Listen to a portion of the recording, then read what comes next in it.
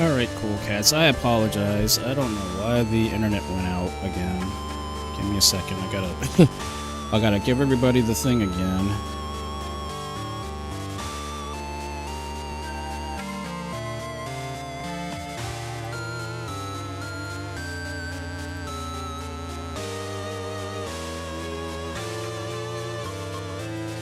That's so annoying. I don't know why this thing keeps disconnecting. It's hardline into the dang thing, so I don't know why it does that.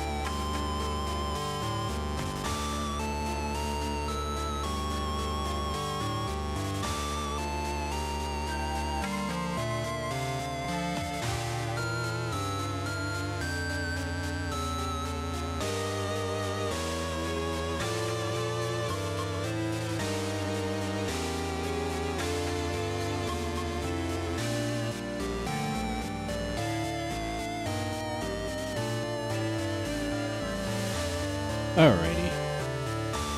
Hopefully the stream will be okay now, I hope.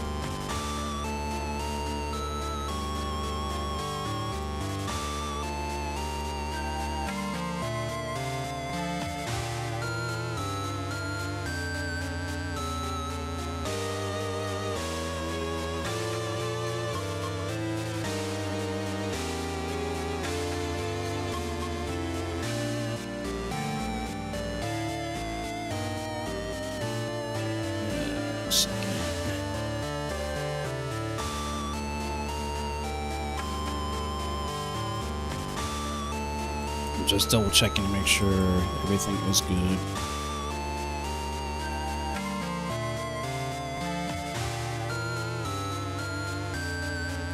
Hey, thank you. Again, sorry. It's just annoying that the stupid internet decided to go down on me. I don't know why it's been doing that.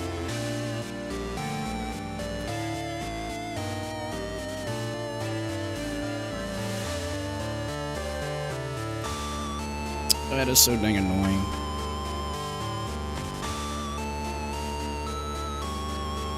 Okay, well, I'm waiting for everybody to come back in here. Let me take a quick little break. I need to get me something to drink. I will be right back, cool cats, and hopefully the stream will be alright. So give me a quick couple of seconds here. I'll leave the stream on, like I won't actually put the be right back thing up.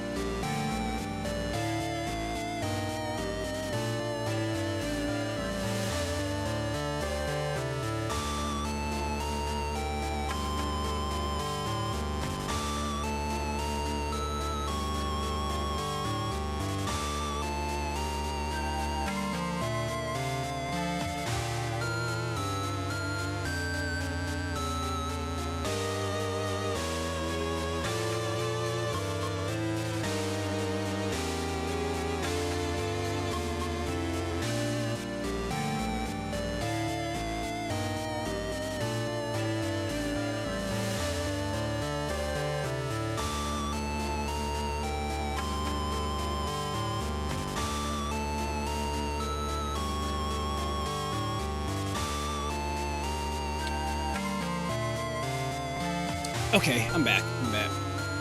Sorry about that, cool cats. I decided to get me something to drink while I'm making sure that the internet is okay. I had to check the stupid router to make sure that the internet is actually okay.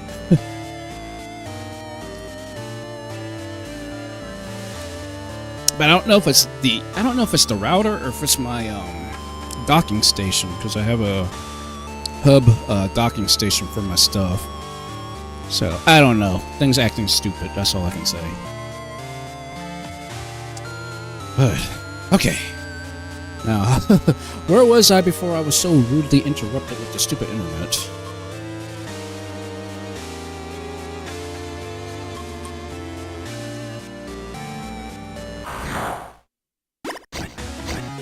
Oh no! Oh, this is bad. Okay, we got haunted camera viruses on holy panels. So, of course, holy panels halves damage. So, I was going to have to play it smart here. So, what I am thinking is I can use the air spin. I can throw down an air spin. That'll take out the... Because the nice thing with haunted candle viruses, if you hit them with any kind of wind attack, it actually puts them out and they are completely immobilized. As long as you don't hit them with a fire attack, all fire attacks either reignite them or negates all fire damage. So that's the thing about haunted candle viruses.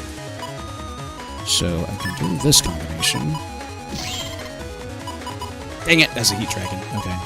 Never mind.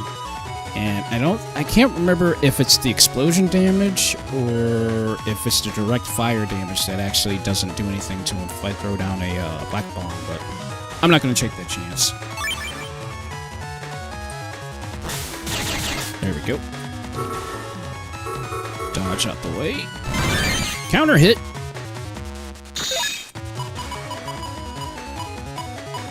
Again, I cannot use any fire attacks on these chumps, so... But what I can do... So that way it negates the holy panels. I can use the grass seed. That'll change all the panels to grass on that side of the field. As long as I throw it in the center. Come on. Or, ooh, okay. Actually, you know what? I can just use the Wood Dragon instead. Wood Dragon will actually do all the damage I need it to do. So I'm in full synchro, that'll do double damage.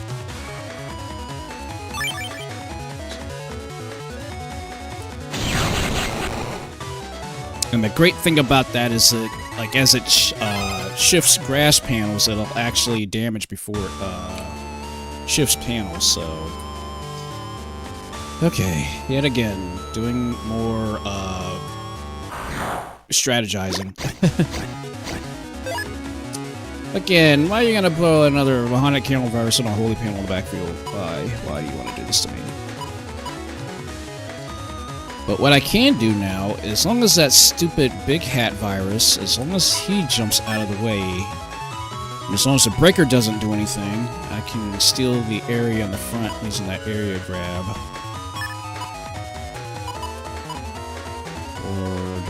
Risk it and see if I... You know what? We're gonna risk it. Fast gauge. Hold on to the V-doll. Spin bitty. I just need the base chip. If I can get the base chip, I'll be good. That's all I need. I need the base chip. I'm gonna be dancing a little bit.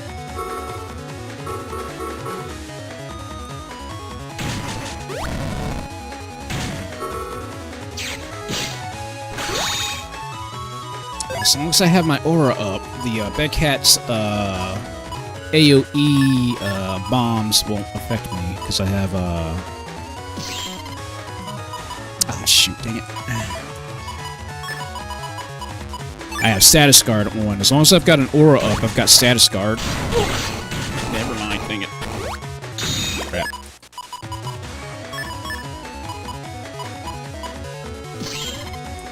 Oh, come on. Give me a base chip. I just need a base chip. That's all I need. That's all I need. Oh, wait, shoot. The Wood Dragon won't... I don't think the Wood Dragon will do what I need to do. I don't think. Oh, nice. It does. Nice. Okay. I'll take it. The Quaker is, it can't do anything. Oh, you know what? We're gonna beast out.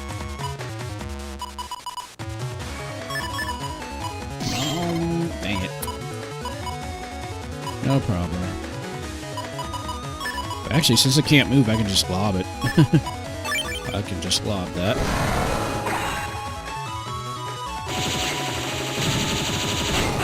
Or just machine gun it to death. Or deletion, I should say. I guess I probably should stay on, I guess, the technical terms of the game. Like, killing viruses technically is known as deletion, obviously.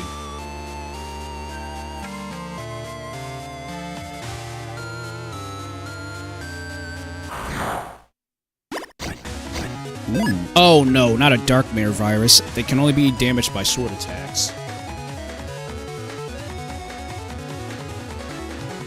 Okay, and of course, they gave me a green mystery data on the field too. I want to keep that thing. Because it might get lucky and get 5 bug frags out of it. But if I get lucky, if the water dragon gets out of the center, I forced the dark mare virus into one of the first panels in the front. I can throw down an element sword, and that'll kill both of them. But as long as there's nobody in that back middle panel, I should be okay. Should. Quotation marks.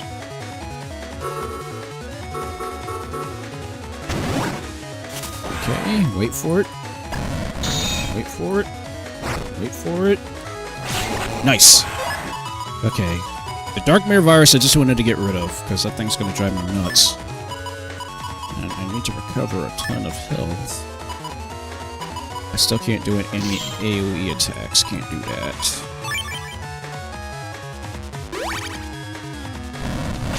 Nice! Ooh, thank you, wide sword. Wide flame sword. Yeah, flame sword. Recover 300. I can't use any more of those because you only can have 2 of those in your deck at once. Hey, a circle gun. Even though I technically can... I already have circle gun as my charge shot. Okay, you know what? I'm throwing down a Justice 1. I don't care.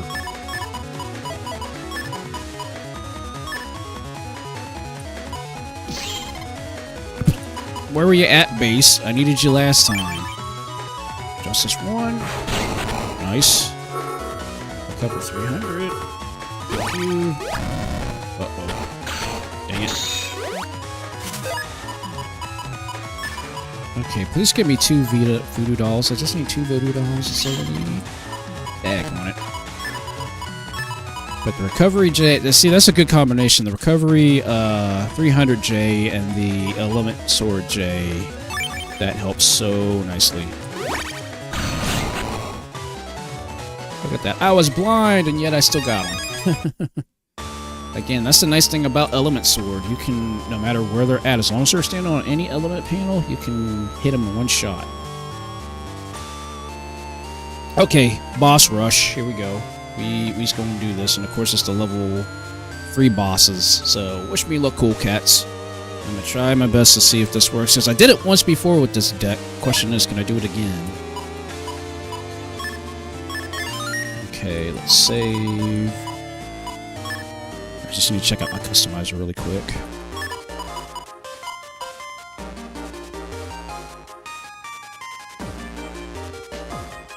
Thank you, Foxy Fox. Appreciate it.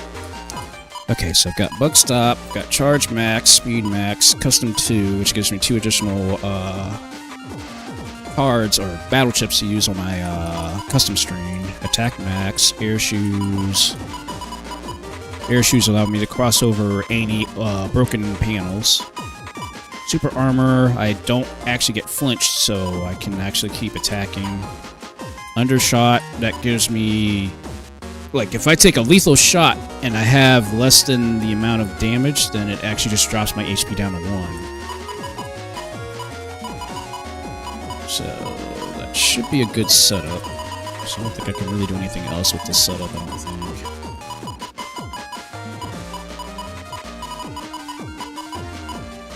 And technically, I could use the HP 50, I guess. Just to give me some extra HP, I guess. I could throw that down. Because since I have Bug Stop, it won't affect that. Because my technically, this setup right now, I would be having bugs. Mega Man would have bugs, either from charge shots or moving around the field and things of that nature. But with Bug Stop, that stops all bugs from occurring. Because when you play Battle Network, you actually want to kind of play with bugs, but in certain situations, you don't want to play with bugs just because... So I can just give myself just an additional 50 damage points.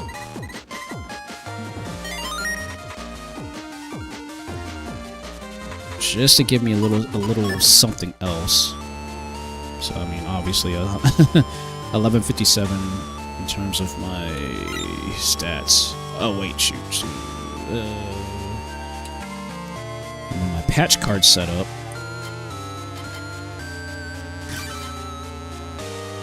The monocular virus, that is plus HP plus 80. Aqua Body, obviously I don't have Aqua Body, but it gives me first bubble wrap, so that's what I did. But that does give me -1 on attack, so but that's fine.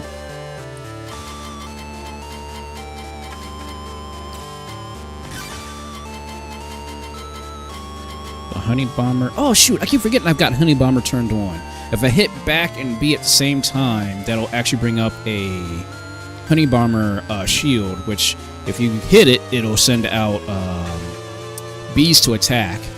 So, but that gives me -10% on HP. But I mean, it gives me wood body, and I've got air shoes on, so I guess technically I could take off air shoes, I guess, from the other things that work on that. But just because patch cards, they're kind of finicky when it comes to online battles. They may accept them, they may not accept them. So, but I'd like to keep it just in case. Now, what was my other patch card? It should have been... Yep, Searchman. Yeah, that gives me plus 5% on HP. That gives me the shuffle button on the customizer screen. And my charge shot or power attack is circle gun. So when I activate that, it'll send a reticule out, and it'll go around the enemy's area, except for the center panels. It won't go on the center panels, but it'll attack basically on the outside, and it'll attack 4 panels essentially. But you have to time the stop. You have to time the reticule just right to stop it to attack. So, and of course it disables air shoes, but since that's right, because that disables air shoes, but since I already have that as a customizer program and also a patch card, it basically negates it. So that's why I had it. Okay, that makes sense. Like, wait a second, why do I have 2 versions of air shoes on? Like, oh, that's why. Wait, do I have any sub chips? Ooh, I should have got me some sub chips because I only got 2 full energies and 5 mini HPs left. Dang it. Oh well. Wish me luck. Alright, last man. 2,000 HP. Okay. Okay, Grass Seed, Black Bomb, because he can damage himself. If he uses any fire attacks on that thing, it'll blow up.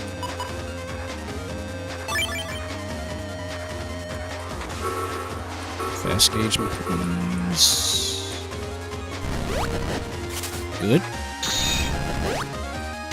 Whoa! Ouch! Ow, ow, ow, ow, ow, that hurt. Dang it.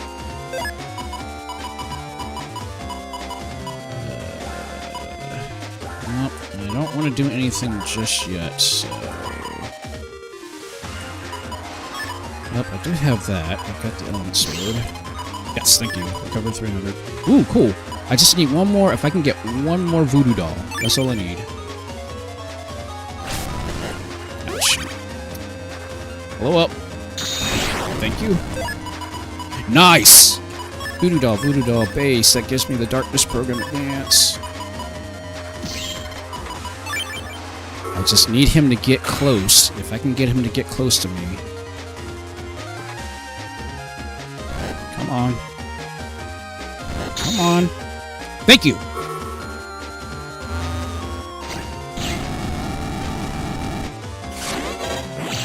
Nice. 600 damage. Hey, man. Thank you.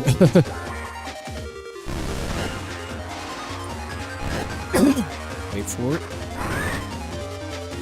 Wait for it. Counter hit! Okay.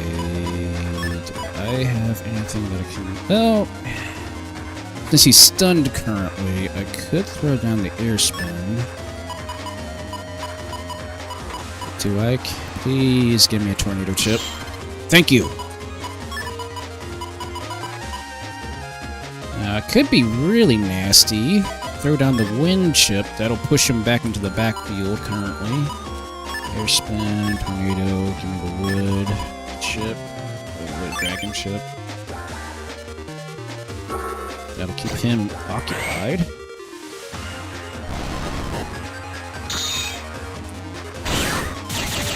Nice. I meant to throw down the tornado chip, but I overdid it a little bit there. That's fine. Come on.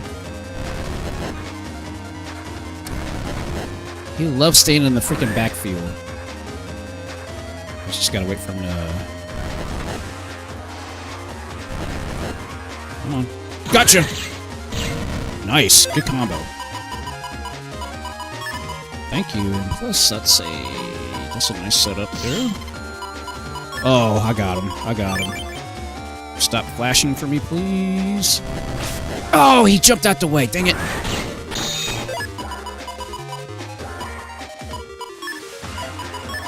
know what? I'm going to go all out for this.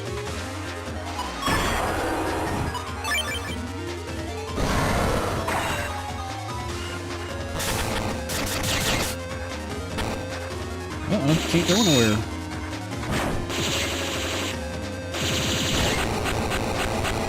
Okay, like, I had the machine gun, so I'm like, okay, I'll just use the machine gun. I don't care. 3,000 Zenny, thank you. Alright, first one down.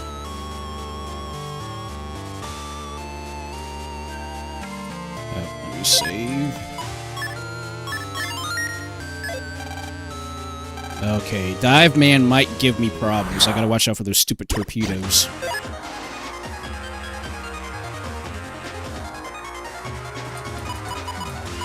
And since he dives under the actual panels, I have to use either lobbing chips or something that changes the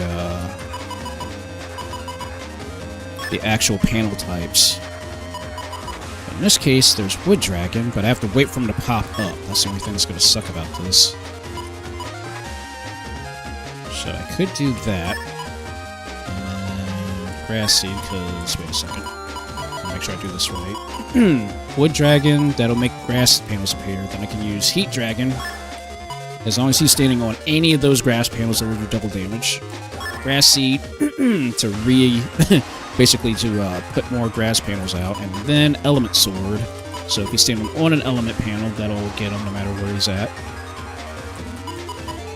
I'm just gonna hold on to that and just hold it.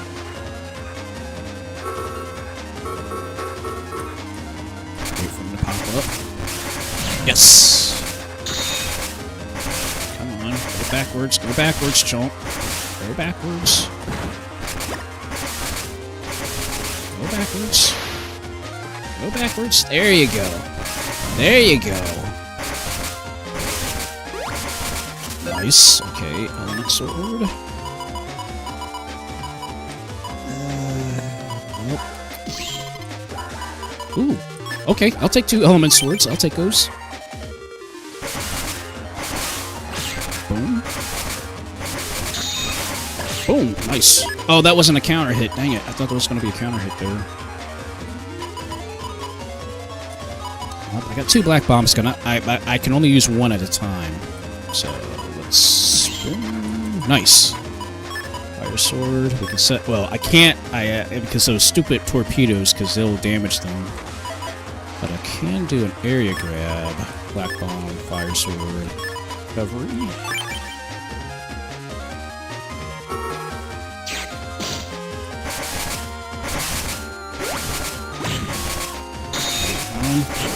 Oh, shoot!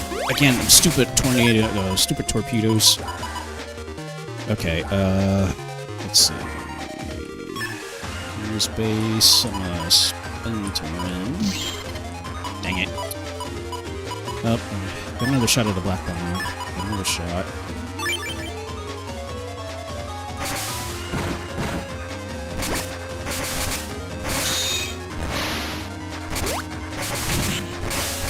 Ooh, thank you. He was on the grass panels. I did double damage. Okay. Well, I will use the headies if I can get my ore can come back. Yes, thank you. That gives me 50 points. Dang it! Ah, missed it. Oh! Ooh! Okay, he ticked me off. Ooh, thank you! That hit ticked me off. That gave me instant double damage on the next battle chip. Was it worth it? I don't know, because it did a lot of damage to me, but the fact that it made me angry and I got that double damage boost, that definitely helped. No! Of course. This is not good. This is not a good setup. I gotta worry about 2 of these stupid snake arms and starfish. And I can... Ooh, okay, I can get back 600 health. I'll take it. Are you gonna... Oh, they didn't do it! Oh, shit. Oh, fudge. Dang it. Well, hopefully base will take care of him. I hope. But knowing my luck, one of those stupid snake arms are probably going to try to sneak up behind me again.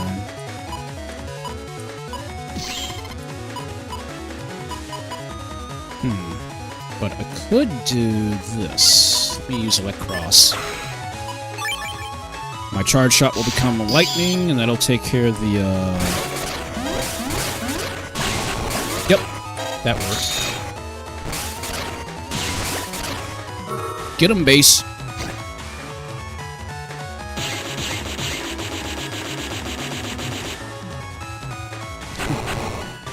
I'll be honest, I don't use crosses very often. Because the game punishes you for using crosses. Like when your busting level, it decreases your busting level by 1 if you use a cross. Which is like stupid. It's basically, the better you're operating, the better your buster level, the better your prizes will be at the end of the fight. Oops, that's a compression code. I don't need that.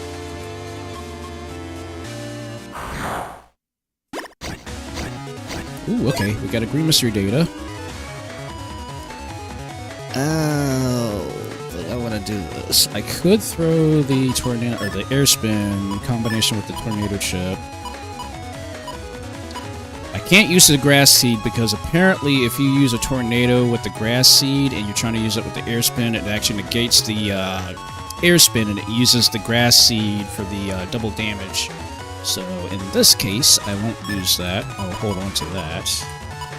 But I will use my fast gauge because I need to speed up the turn. So...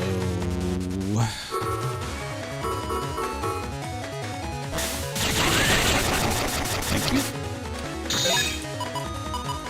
Yeah, Cracker jumped right in front of me. Oh, Or ahead, please. Dang it. Oh, and I can't use Justice Fist because that will destroy the thing. Daggone it. And I don't want to use anything else. Okay. Let's see. Is that stupid? Oh wait, I can use Charge Cross. Never mind. I keep forgetting. Charge Cross has the charge tackle ability is break damage. There we go. Like, I keep forgetting about that.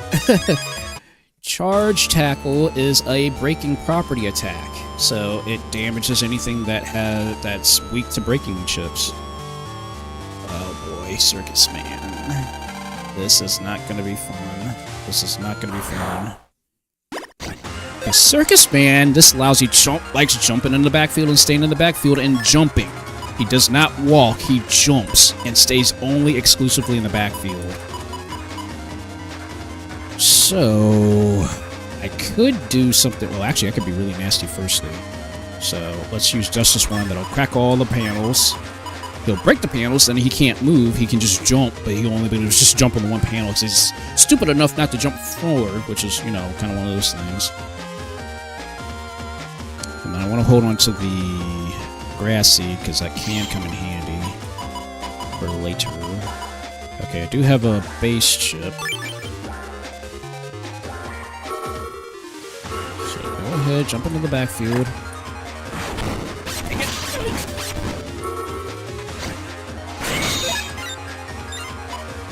Okay.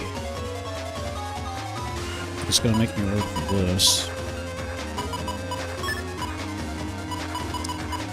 I don't want to take any additional chances right now. But... okay, I got one voodoo doll. I just need another one. If I can get another one, I'll be good.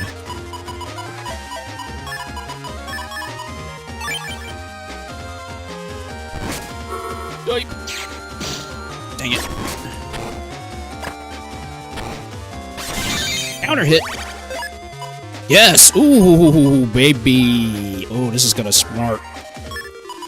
Because, program advances are also affected by full synchro mode.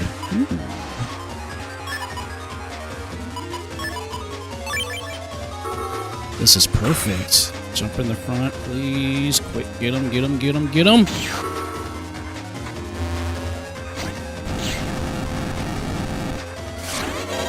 Boom! 1,200 damage.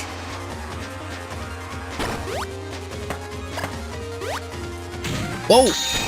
Hello. Ugh, I forgot about that stupid, big top attack of his. Okay, if I get lucky... If I get lucky... Oh, baby, yeah. That's actually really good luck. I can use the fire sword, hit the, black bomb that'll explode the field. Counter hit! Nice! Ooh, baby! Come on, circle gun him! Circle gun him! Ah, shoot! Just missed him! Just missed him! That's fine, that's fine. I don't have anything that can really just...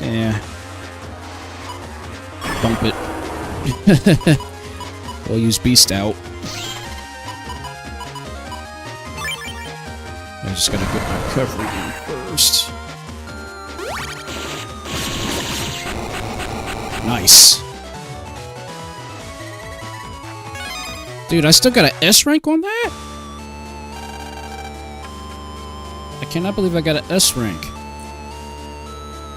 I mean, he was hurt. He was doing some damage on me, but somehow I managed to get the S rank.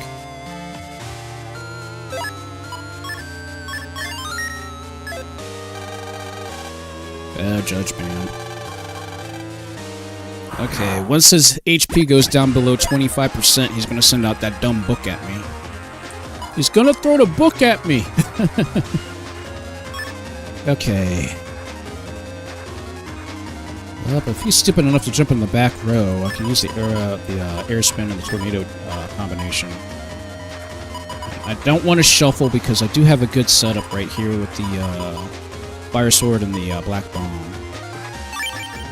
But I just have to watch out for his whip, because his whip is electric, and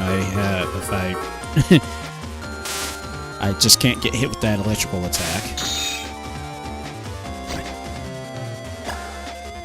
Oh, never mind. The books helped me. Nice! Counter hit!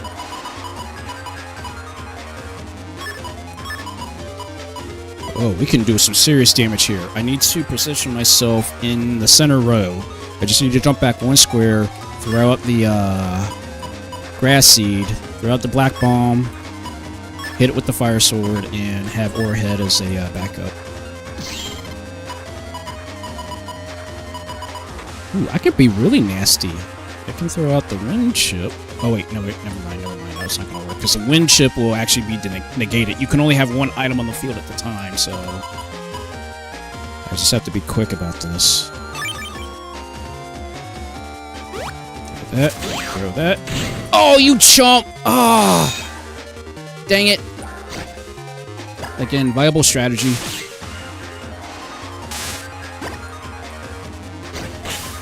Oh, jeez. Oh, he threw out the book at me. He's throwing the book out at me early. I'm surprised he's throwing it out this early, but I guess because I hit him with that one attack.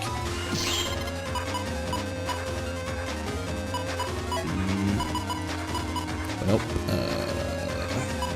I can Throw down just this one, then he can't move around anywhere. It's not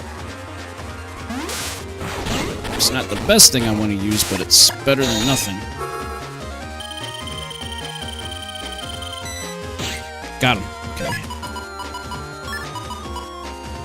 That stupid book's gonna be in the freaking way. I'm gonna have to do something about that. But if my aura shield can come back, that'll give me that extra 50 points of damage. Because see, that book blocks. Not fast enough. That's nice, that's nice. Okay, I got 2 element swords. I want to hold on to the 300s. Okay, I'm gonna have to survive for 1 turn. Because that wood dragon, as long as it gets in the backfield, and as long as he jumps into the backfield, then I can use the 2 element swords in the next turn. Jump in the backfield, you chump. Jump in the backfield. Gotcha! You better stay in that backfield. You better stay in that backfield. Oh, dang it. Thank you. Ouch. Okay. Thank you. Okay, I just gotta do recovery. Okay, I can throw the fan ship out. For wind. Nice.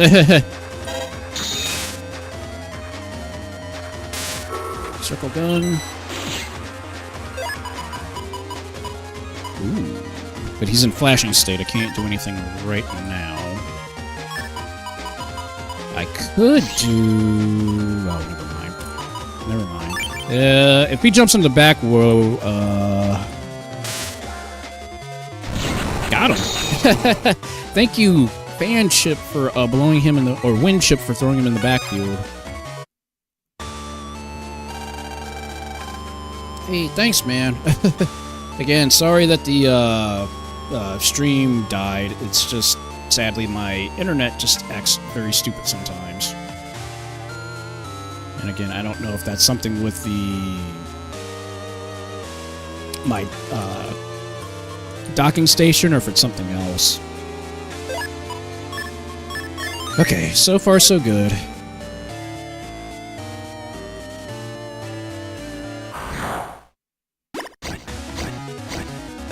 Ooh, a mutant. Ooh. I gotta be careful, because as soon as that trumpet starts going off, I can't move. It freezes me. And I'm not sure my bubble shield will negate that. I don't think it will. But, since I've got the black bomb and the fire sword, I could... Actually, you know what? I can be really nasty. Grass seed... Black bomb, fire sword, or head.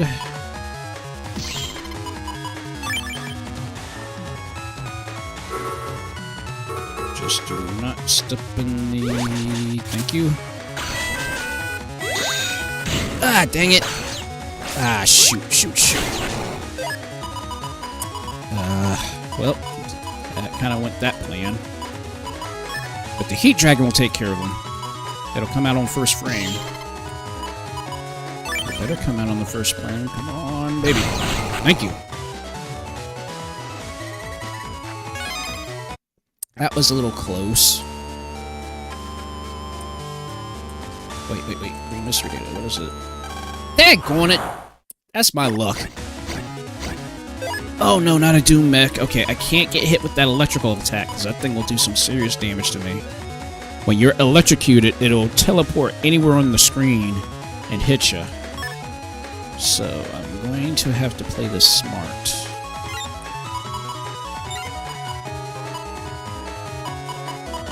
Oh, shoot. I don't have anything that I can do anything with. The stupid Metar's in the way. Oh, fudge.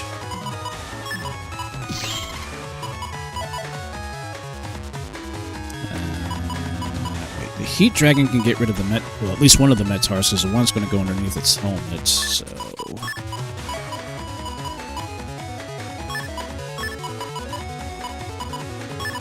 Okay, this is like a... We'll see how this works.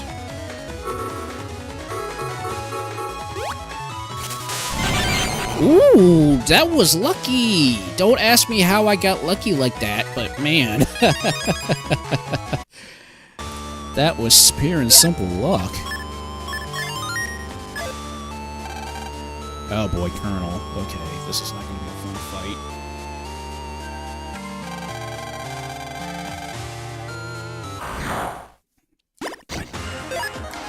2,600 damage, HP. Gave me 2 voodoo dolls to start out with. Can I get a base? Can you give me a base? Please drop the base. Dang it. Okay, it's not exactly a good start. I just gotta be careful because he'll do that cross-divide attack. Yep, there he goes.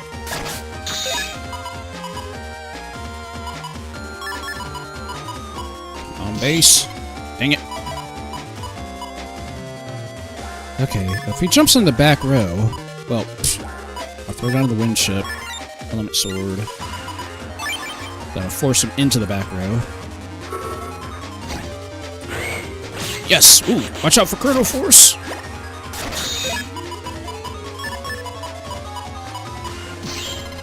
Yes! Ooh, okay. I need to play this just a little bit. If I can do this just right. I need to get either an area steal or a grass seed, so that way darkness, the first hit in darkness will do double damage if you stand on that grass panel. So I'm just going to hold off, just so that way I can get the combination I need. Oh, shoot! He jumped out the way, dang it. Come on. Yes! Got a grass seed, got a grass seed. Good, good, good, good, good, good, good, good. And to make it even worse on him, I've got an area steal. That's a perfect setup. I just need to jump back 1 square. Because while I'm standing on a grass seed... Oh, shoot. Dang it. He jumped out of the way. But I still got him. I still got him from the first hit, at least. Dang it. I wanted that perfect setup, but that screwed up. That's fine. But I'm standing on a grass seat that will actually heal me.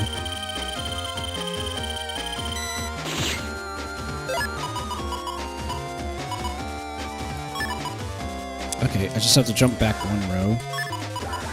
Unless... Wait a second, can I do this? It's a heat dragon, damn it. Oh well. I just gotta jump back 2 rows.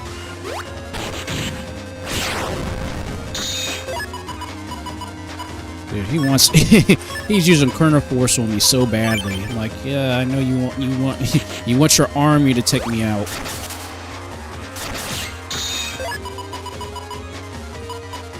Ooh, a heat dragon. 2 heat dragons. Do I want to do that? Yeah, let's do it.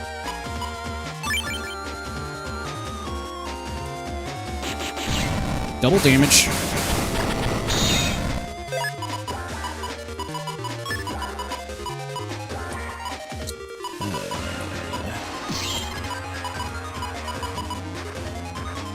He's just asking for it with that. Just one. Ah, shoot. Oh. Ouch, ouch, ouch, ouch, ouch, ouch. Okay, he ticked me off. Since he ticked me off, ooh, actually, he can't go anywhere. I can jump up 1 row. If I can jump up 1 panel, throw out the air spin. The air spin will do double damage. Throw a tornado chip on top of that. Ooh, that's gonna be this. That's gonna be nice. It's gonna be really nice. As long as he doesn't get in the way. Dang it! Oh, he blocked it. That chomp.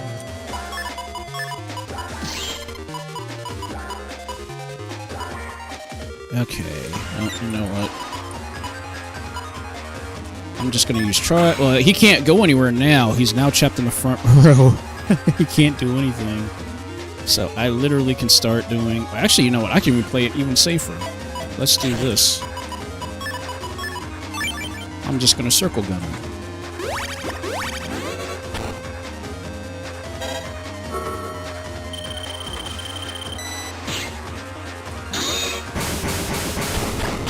Ouch, dang it.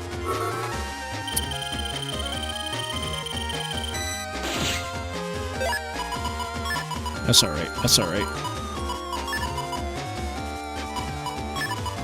Because I've still got a good bit, actually. Ooh, yeah. Since I'm angry right now, that will do double damage to the black bomb chip. So, if I play my cards right, I just need to jump back in the row. Ouch. Oh! Oof, that was close. He almost did cross divide on me. And jeez, I'm out of battle chips. I am legit out of battle chips. I went through my whole deck practically.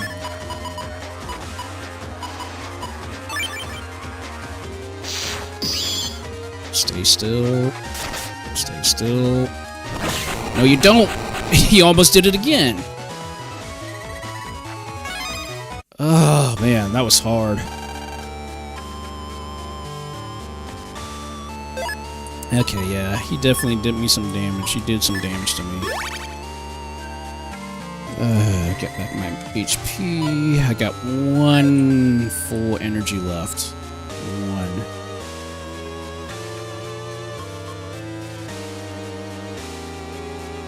And then I'll be fighting Base next. Base is not going to be fun to play with at all. Okay, Big Cragger, if you please just stay there in the center. If you stay in the center, I can kill you. I can delete you.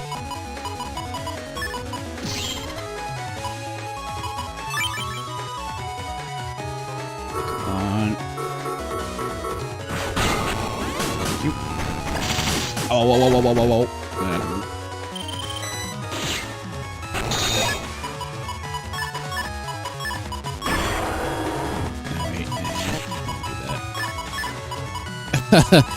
Yeah.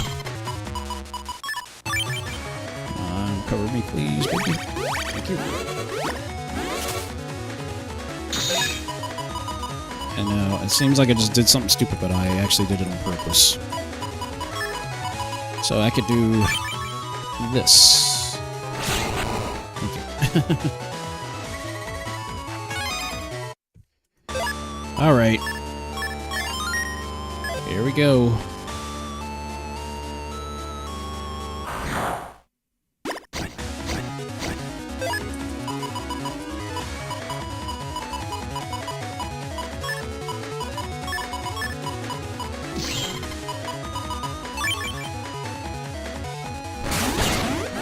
Stupid justice.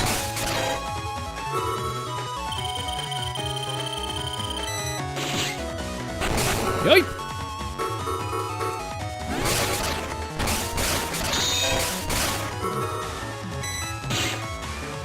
Oh, he was in the air, dang it.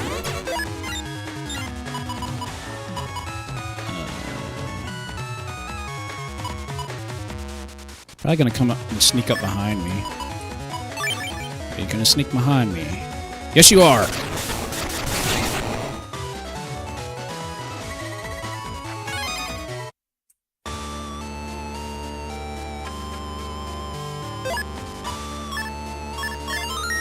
Alright. Oh, wait, what's that? That's weird. Unless he's probably teleported to Underground. I think that's where he's at now. Because I beat him there. I beat him here in the graveyard, so I think he's now in Underground, I think. Which, oh yeah, that's going to be great.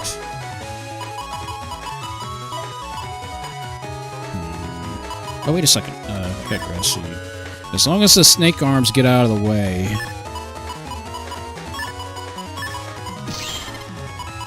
Ooh, okay, never mind.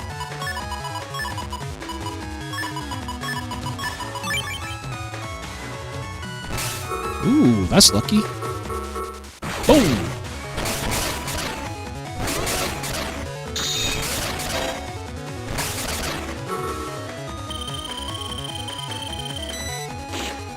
Ouch. Dang it.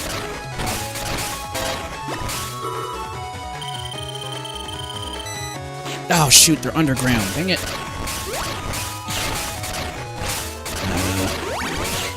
This is what I cannot stand, snake arms.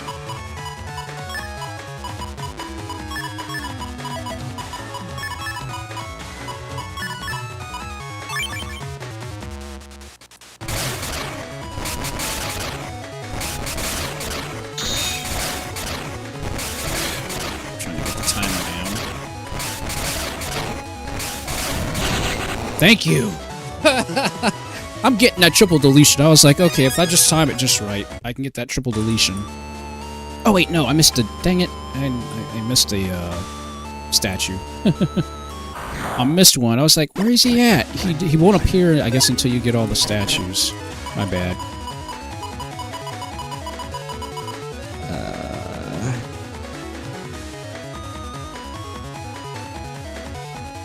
Nope.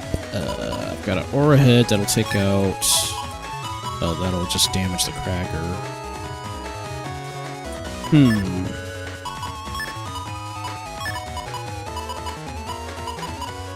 Lucky... Nope, no luck. But I've got a wind chip.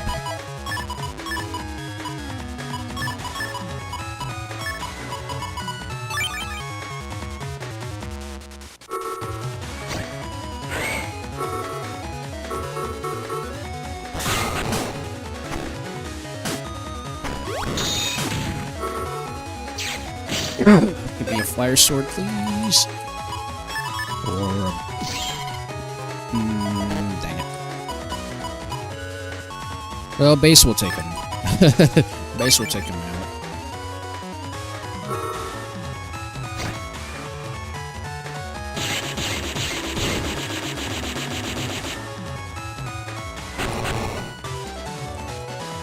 I forget how much damage base does overall. I can't remember. Okay. Element Man. That's who I was missing. Now, I gotta be careful, because... as his namesake, he switches through elements. He's got 4 different elements. But the nice thing, when he changes elements, he also gets the element's weakness as well. So currently he's in normal mode. But I won't know. He changes elements at random, so I will not know until he obviously makes that change. But I can still throw down a wood dragon, wait for the next turn, use the element sword.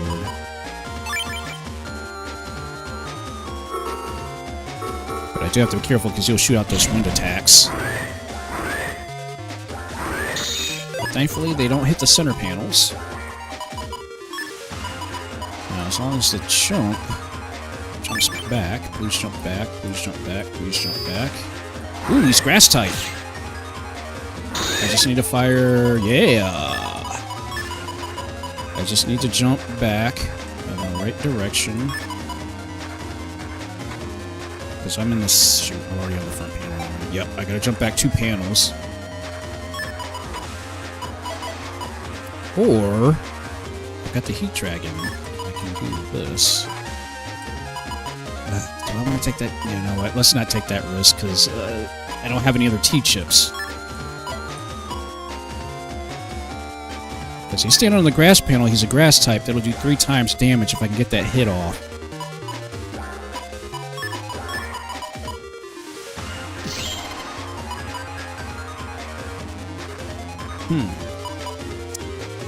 Well, we just have to roll with it. Dang it! Counter hit! Ooh, that was luck.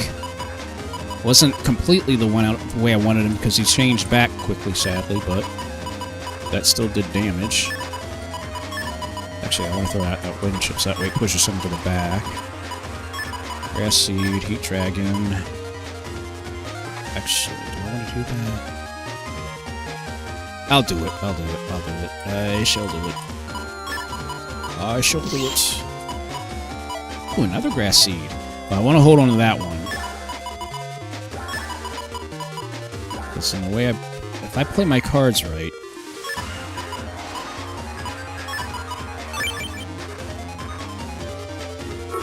Push him into the back. Ah, shoot, dang it. Yes, counter hit!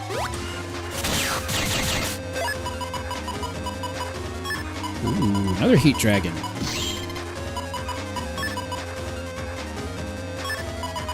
Can I get lucky here?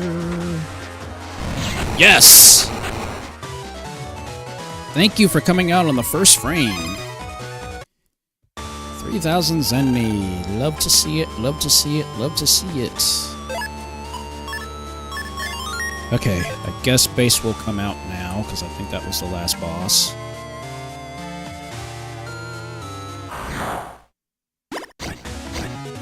Dang it, the stinking sandworms, why?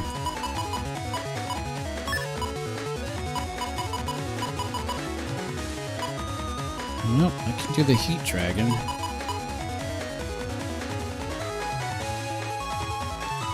Black Bomb Heat Dragon. Well, Heat Dragon in the second turn. Because I mean, there's nothing else I could do right now.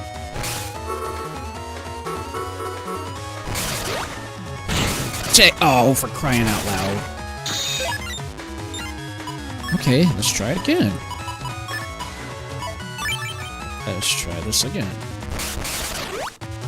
Daggone it! Oh, these stupid sandworms. I can't stand them.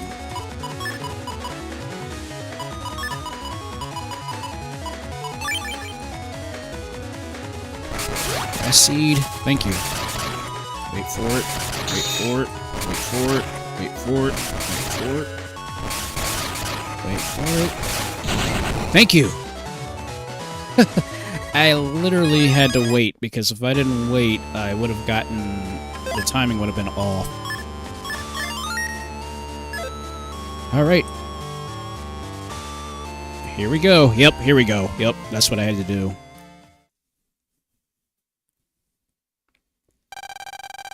I wonder if God of Destruction is written on that. There's nothing written here, Lan. That gravestone is blank. Want to know why? That voice, this feeling. Base! Because the name that's going on it is yours. Here he comes. Battle routine set. Execute. I'll send you to the depths of the deepest cypher pits. Alright, 2700 HP. He is not gonna be he's not gonna be a pushover. I gotta be super careful because he will sneak up on me on the other side of the field. But thankfully he does not have super armor, so he can be flinched. So then, let's see. I'm going to have to use either Charge Cross or just use Circle Gun. So I'll probably end up using Circle Gun for the most part, because once I change crosses, then I'm stuck with that charge shot of the cross, sadly, so... Well... Yeah, it's not exactly a good start for chips, but...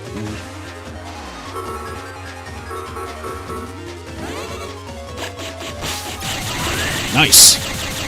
Ooh, that did some damage. That did some damage.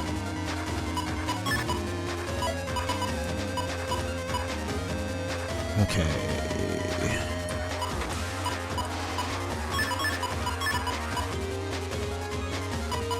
Okay, I still want to hold on. If I can just hold on to the other air spin.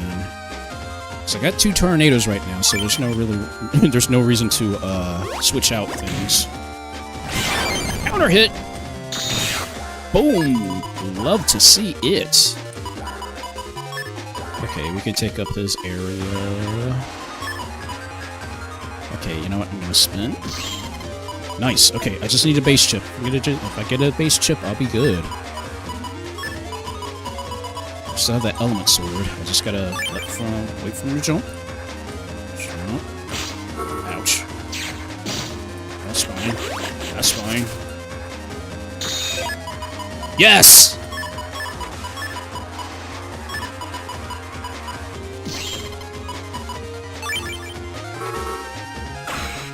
Okay, I gotta hit him hard. I gotta hit him really hard. Yes, baby! Double damage, 600. 300. 900 damage.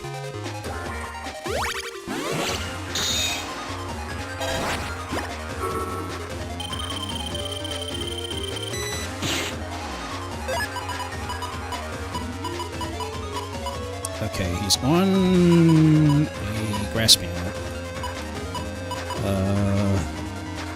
Do I want to take this risk? Do I want to take this risk? Do I want to take this risk?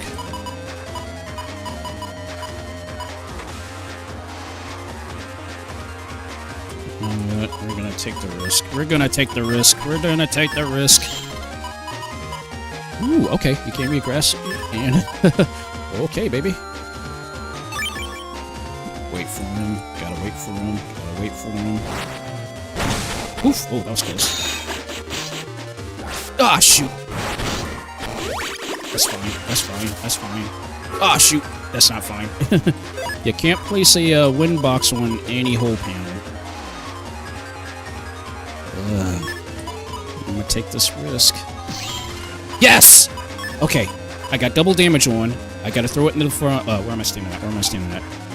If I can jump up to either the top or the bottom panel, throw out that black bomb.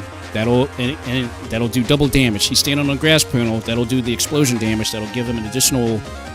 What was it? Another 250. So it'll do 750 damage. Or I can make it even worse. Throw down the area grab. As long as he doesn't teleport in the bottom corner, I'm gonna go for the bottom corner. That's what I'm gonna go for. Black bomb. Wait for him to move. Okay, okay, he's in the back corner. He can't go anywhere. He can't. Ouch! Got him! Yes! Oh boy! That was great. I can see the source of your power. That beast's power hidden inside you. It will be mine. Oh, that was a perfect... I was like, that was too good of a setup. That was too good of a setup. Base. I'm sure even if we get even stronger, he'll show up again. But he won't ever beat our awesome teamwork. Yeah. We can defeat anyone if we work together. Right? Well, looks like we're done in this area. Time to head back. Alright.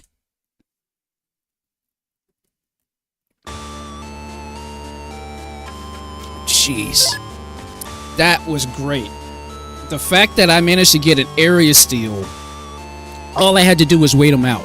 The fact that he also hit me, and I got double damage thanks to the anger buff, just throwing down that black bomb chip, because the black bomb, once you throw a black bomb chip, you can't use that panel. And just having the fire sword, oh, perfect setup. That was such a good setup. I love saying this deck is amazing. This is the best deck I've ever created. This is such a good deck. I love it. I love this deck so much. I love this deck.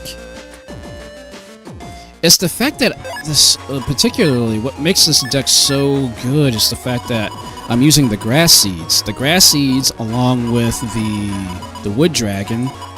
Because again, the cool thing about the game is if you're standing on any grass panel, no matter what your type is, you get double damage if you're hit with a fire attack. So imagine it damage stacks. Now the game is finicky with the damage stacking, because if you don't get, like, if you're like, say for instance, if you're in full synchro mode to give you double damage on your next chip, you're standing on a grass panel and you get hit with that fire attack, it'll actually only do 3 times damage, not 4 times damage. So again, for balance purposes when you're playing online. But the fact that this setup is so good. Justice 1 just gives you like a clean plate for the other side of the field. So it's really, this deck is basically all about AoE, multiple hits, and elements essentially. But that's why I call it the fan fire deck, because basically you're just trying to fan out a fire and it won't go out.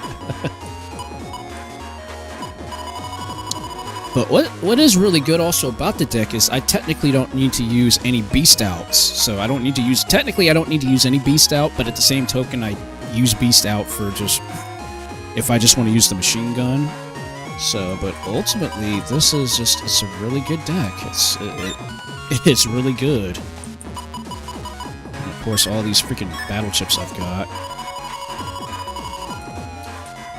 Wait, did I get another? I can't remember for the life of me if I did get another aura head.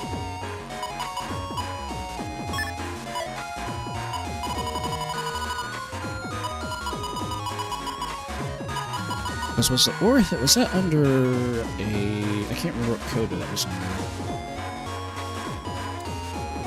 Give me a second, I need to check. I need to check, I need to check.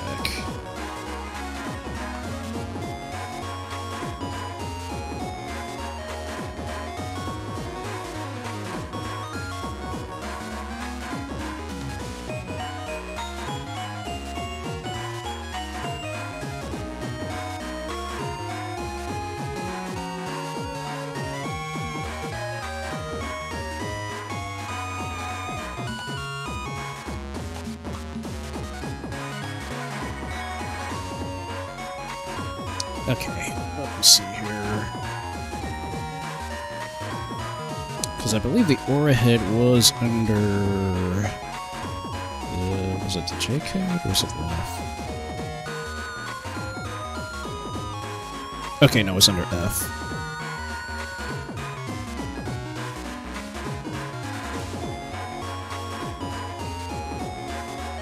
Oh yeah, that's right. Oh, that's right. I could also use Steam Head. Or Stream Head. That's another program advance. Null element, pseudo breaking. 150 damage per hit, hits 5 times. If the user has a barrier or aura, it deals... Each head deals additionally... 50 more damage. But it has a 20-frame chip lockout, so that means as soon as you use it, you cannot use any other chips for 20 frames. But these are the combinations and shoot.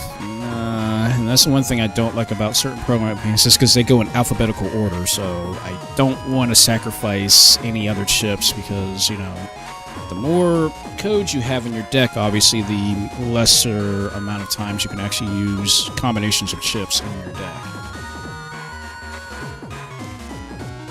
But it is a good program advance, it's just, it doesn't serve the purpose that I need it to be for my setup.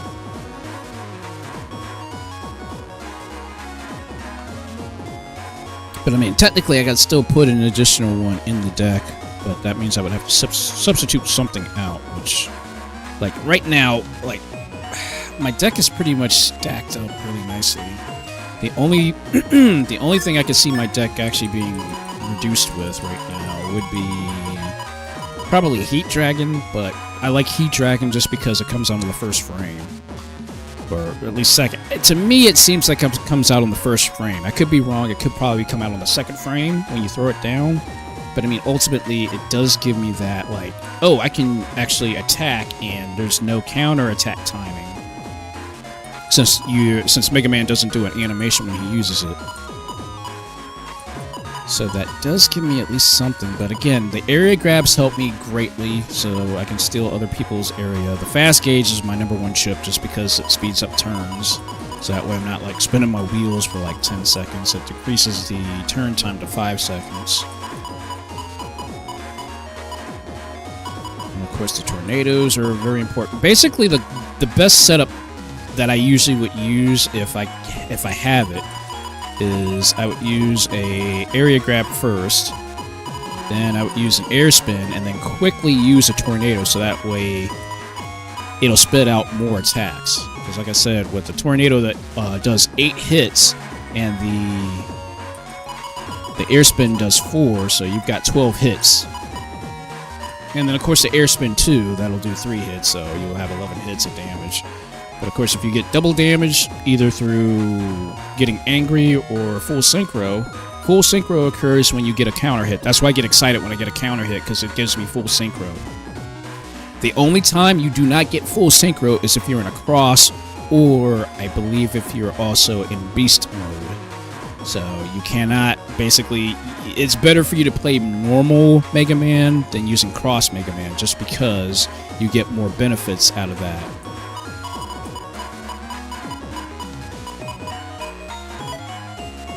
But I guess it depends on the person who, like, I know certain people, when you're doing certain decks, you want to have something that complements your style, essentially. So it varies between, like, if I'm going to rock, like, Because depending on who else is using the other version of the game, because the other version of the game varies in terms of what you can use. So like my crosses in this version of the game are, let me see here.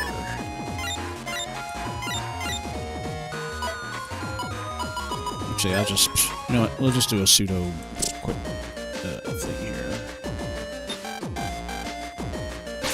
Because I'll show you the crosses that I've got, because these crosses can help, but again, the game punishes you if you use a cross, so you lose a point for your busting level if you use a cross during a fight.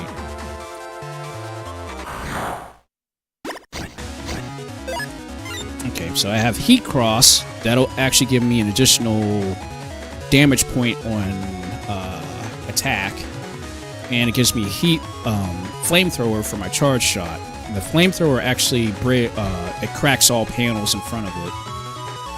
And then Elect Cross gives me Thunderbolt, which I showed earlier. And it also does, I believe, if you, I don't know if it's a combination, if you hit a certain button combination, it'll stun, or no, if you have a normal chip and you use a normal chip, not an element chip, you use it, I believe that stuns an enemy, I believe it paralyzes them. Slash Cross gives me Slash Attack. It's a charge shot, but it actually covers 6 panels. And I can charge any chip attack. So if I hold down the chip use button, the A button, hold it down, that'll actually give me a buff to either any sword attack, or it'll give me like a sonic boom, I believe, depending on what I use, what chip I use, I think. And then a Race Cross. Race Cross is very interesting. No matter what,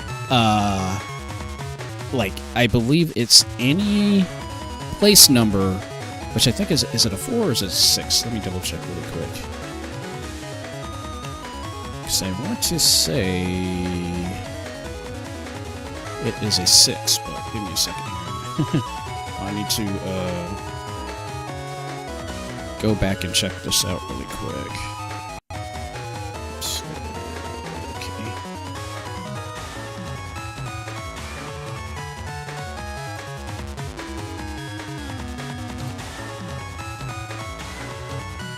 okay, cross system. Alright, Greyguard Cross, okay. Okay, so here we go. So, Heat Cross, Fire, obviously Aqua's the elemental weakness, Mega Buster, Firearm, Flamethrower, so basically that does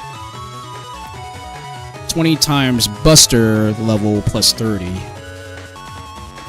Okay, all non-dimming flame chips gain plus 50, so whenever I use a chip that dims the screen, that's caused a dimming chip. As long as it's not a dimming chip, it gains 50 plus damage, and it gives me attack plus 1 on Buster. Heat Beast, it'll give me Greyguard Buster, which is that machine gun, and then Great Fire. If I hold down any normal chip, it'll give me a specialized special attack if I hold down the A button when using a chip. And then Elect Cross, obviously Elect, which is the damage, is the elemental weakness. Basically the same thing for all the things. The only difference is with Thunderbolt, that just does a lightning attack down the center of the like right down your same row. So non-dimming chips give an additional 50% or 50 plus damage. And then, yep, so yeah, that's it. So if I charge any non-dimming chips, that'll actually paralyze. But in Elect Beast, that won't work in Elect Beast. So that's the only thing about Elect Beast. That's why I don't use Beast so much, because it negates a lot of the things that the standard crosses or regular Mega Man does. But that gives you Big Thunder, and it cracks panels, and it paralyzes, but of course, that's just, you know. But Slash Cross is really good, because he's a sword element. Break chips will negate that cross. But Wide Slash is so good. It's so fast. It comes out, and it goes across 6 panels. It's really good. And all non-dimming sword chips gain 50 points, which is nice. And then power attack. So non-dimming sword chips, fire sword, aqua sword, elect sword, bamboo sword. And its range will be changed into a sonic boom attack. Okay, so basically any non-dimming sword element chip and any fire sword, aqua sword, elect sword, bamboo sword in its range, it'll turn it into a sonic boom. And then slash X, that's basically like slash cross, or it's like what is it?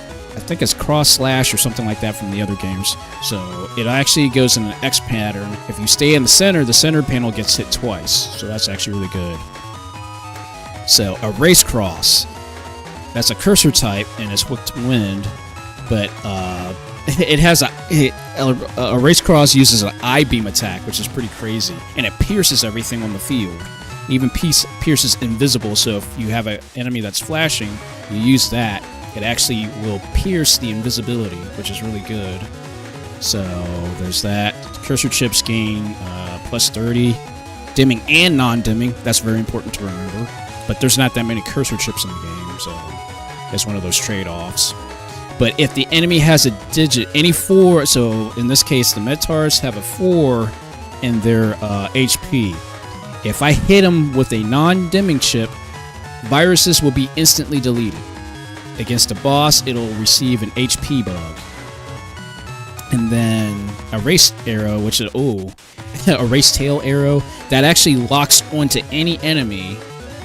It'll do piercing invisible, and it'll give an HP bug. Doesn't matter if it's a virus or if it's a boss. And then charge cross, my favorite cross, does charge tackle, pierces guard, and invisible during the attack. So basically, any guard types will actually be negated, so you can't guard against the charge tackle. And you're invincible too, which is awesome. And then non-dimming fire chips, if you charge, it charges over time and it gains up to 100 damage plus the base of the chip that you're charging. Maximum charge takes 8.5 seconds. And then for every 3 turns, in this case the custom 2 program that I have in Mega Man, that instantaneously gives me 2 additional chips to use. But if I didn't, for every turn I get an additional chip to use in the customizer. And then charge bite gives me it's a fire attack. It mobilizes during the charge up. Oh, so that's right. So you can't move while you're doing that, so you just have to be careful of that. And then the other version, Falsar, that gives you... So I don't have access to these crosses since I'm using Rhaegar versus the other version. So, but these are the crosses I would have to be careful of. So, like, the thing with these crosses, they pretty much negate my crosses, honestly. So that's the only thing that I gotta be careful of. So, like, Aqua Cross, that can take out Heat Cross and Charge Cross, because Heat and Charge are obviously heat elements. So, but it's got Bubble Shot, so the Charge Shot is Bubble,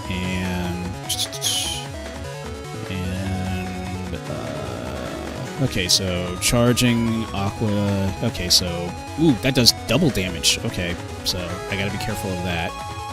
And then, Aqua Chips, oh, that's right, so Aqua Cross can actually get 5% of the HP back, which is nice. And then Falsar Buster, which is really interesting about Falsar Buster, it's not a rapid fire machine gun, but rather it shoots constantly, but it also goes to the upper and lower rows as well. So it's like a wide shot, but it's much more slower. But the upper and lower panels it shoots to, it actually cuts off, I think, at the 3rd. Okay, so every 3rd shot, the side feathers won't shoot, but I think the side feathers, they don't go as far as the main, down the main lane, I believe, so it's weird. Falsar Buster is nice, but it's really weird. And then, of course, you've got wood, Tomahawk Man, which is wood. So, in this case, yeah, I could check Tomahawk Cross with, Heat or Charge Cross. So tomahawk swing. It's kind of like slash cross, but it's much more slower. But then you've got wood chip, so ×2 on any non-dimming wood attack. And then status guard. He's get status guard, so he doesn't even need a barrier to activate status guard. So with this, he can't be paralyzed, frozen, blind, confused, or immobilized, except by destroy pulse, the destroy pulse program advance. So that's kind of something to kind of keep in mind. And then wind boomerang, just got to be careful of that, because basically it's kind of like the boomer chip, kind of. And then Tengu cross, wind. Oh, Tengu racket, I can't stand that, because when you get hit with that, it pushes you back. And then his abilities, left B, it actually has a vacuum fan effect, so that means that he can actually suck you towards you, so basically sucks you in if he hits left and B. Air shoes speaks for itself, can walk over whole panels. And then non-dimming wind chips gain +10. And then Tengu Storm, I believe that's like a wide-hitting wind attack, and that hits 3 times, so you got to be careful of that. And then Ground Man, the ground cross, ground drill. Oh yeah, that's right.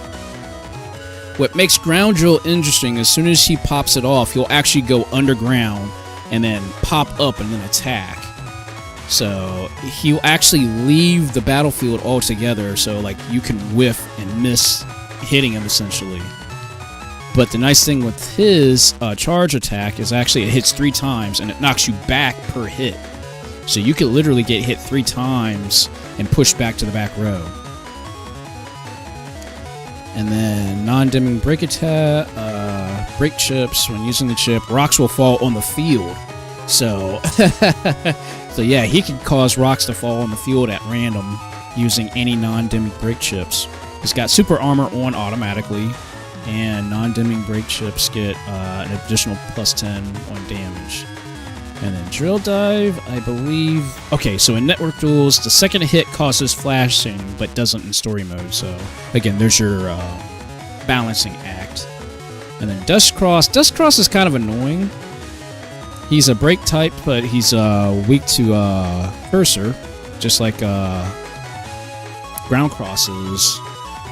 But Scrap Reborn, that I can't stand, because Scrap Reborn actually, I believe what that'll do is if when you charge that, it sends out, I believe, an attack down the front panel. But then, like, for every thing that's on the field, I believe it's a weird. I have to remember. I can't remember what the how it works, but it's a very weird thing. But here's the kicker with him: you do not want to have any type of things out on the field, because if you hit left and B, it sucks them into your chest, and then pressing B button will shoot out obstacle, and it does 200 damage per hit. So that's the only thing I don't like about it, but it's definitely like, it's scared. It's a scary kind of ability, because it doesn't require charge. You just hit left and B, and it does it automatically. And then he's got a trash chute option.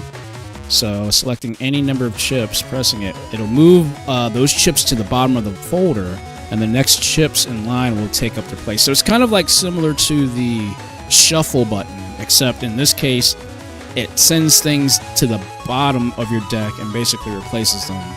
So it's a little different, but it's still kind of interesting how it works.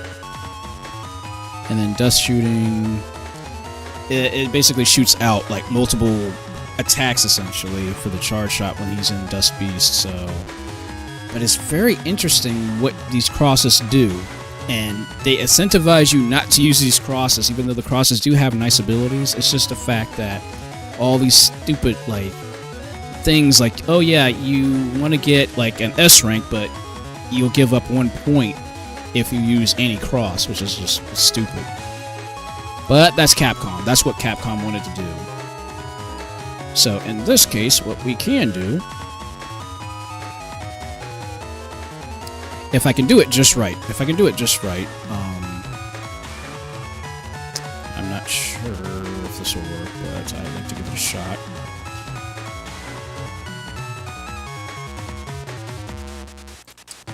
So let's use a race cross.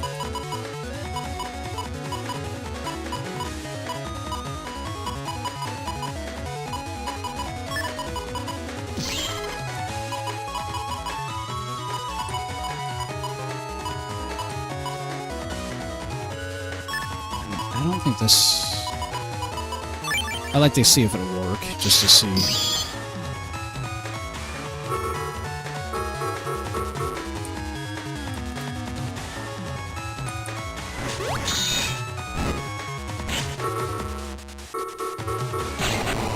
Nope, doesn't work. I thought throwing down the voodoo doll would do that, but I guess it doesn't do it.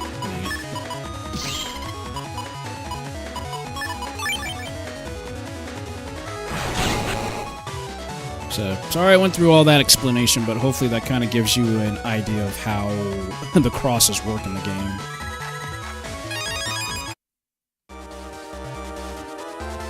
But again, that does give me an idea, though, also with the race cross. So, as long as it's a non-dimming chip, it'll work.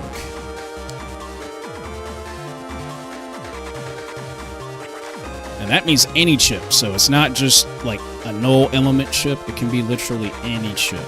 Any chip. So the question is, will this work? I'm not sure, but I'd like to give it a shot. So I want to see what it were. If I run into Blast Band, I'd like to see if it'll work on Blast Band.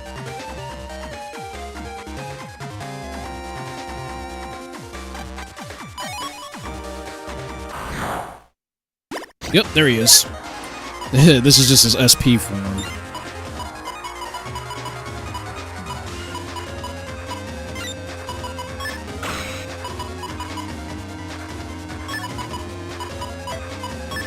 So, can I play my cards right? Can I play my cards right? Because he's got a 4 in the hundreds place, so will this work? Actually, let's do this. Push him into the back row. Grass seed. Actually, wait. Actually, Justice 1 should do it. Justice 1 should do it, because it'll come out on the 7th frame, I think.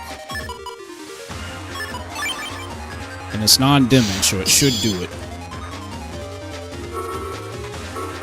I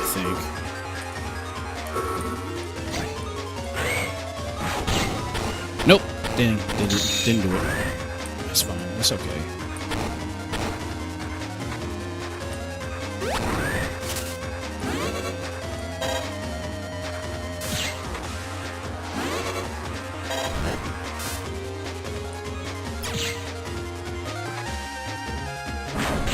Dang it.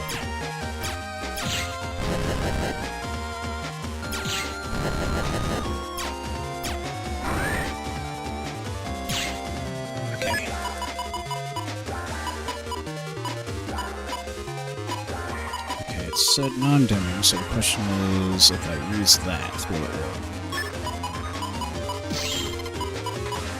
I just want to see if it works. I just want to see if it works, that's all. Nope.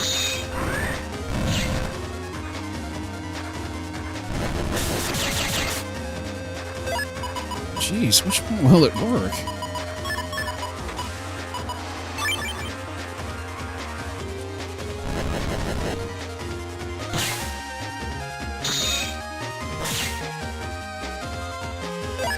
Okay, that's really weird, apparently.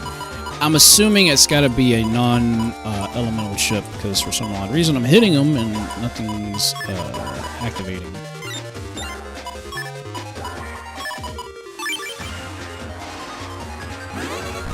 Which is kind of sad. I'm here messing with this boss.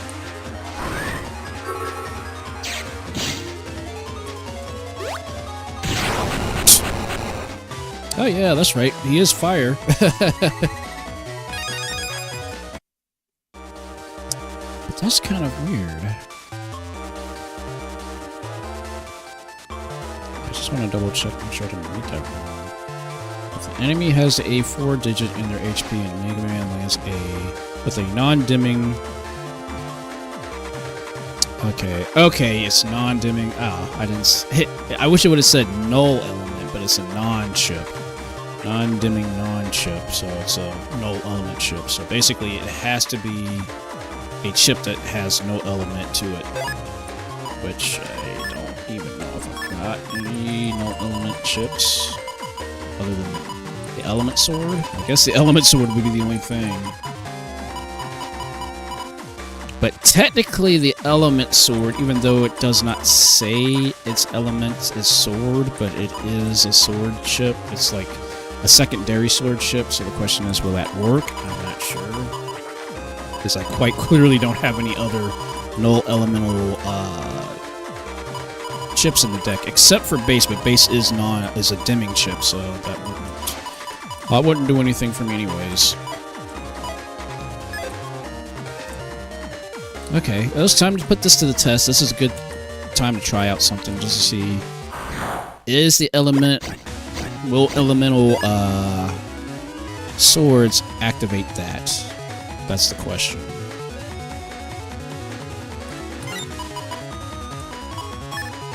Okay, let me throw out slash cross.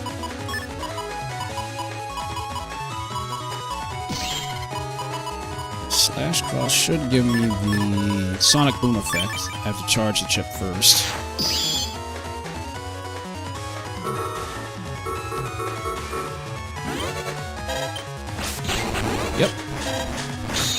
Yep. So the elemental swords give me a sonic boom.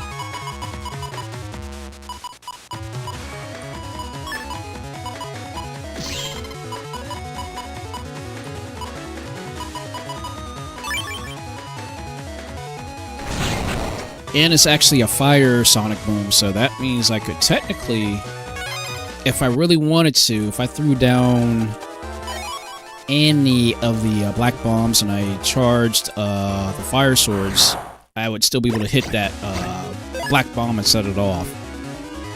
I think. That's another thing we gotta test. Let me test that out too. Again, Cool Cats, I keep coming up with all these like little things to like figure out what works the best in certain situations, you know?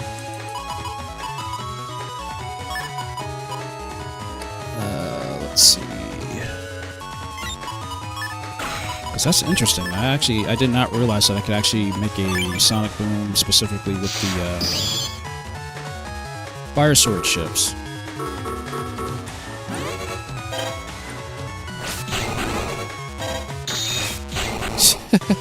That's actually pretty cool. That's actually very cool. I played this game back in the early 2000s, and I'm still learning stuff about it. Still learning stuff about it. And this is the 6th game in the series. And there's still, like, there's so many different little awesome things to, like, keep learning about.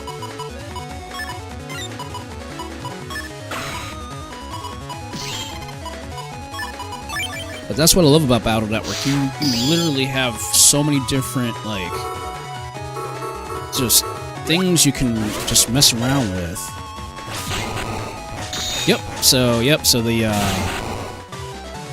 So the Sonic Boom also is a fire. It is actually fire, because it actually deleted the grass panels.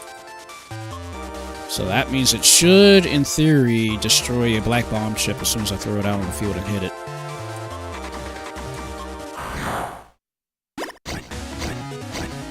Ooh, a rare gunner. Okay. So, I'd like to test that theory out.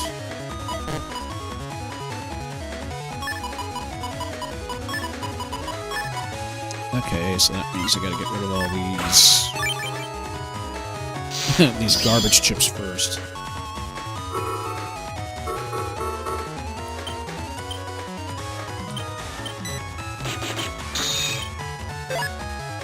Okay.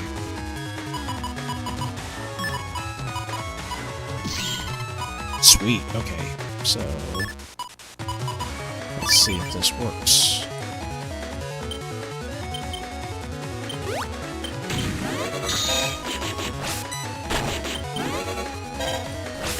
Yes, it does! It does! Just don't get excited and charge the regular with B button. You have to charge with A button. So nice, that does work.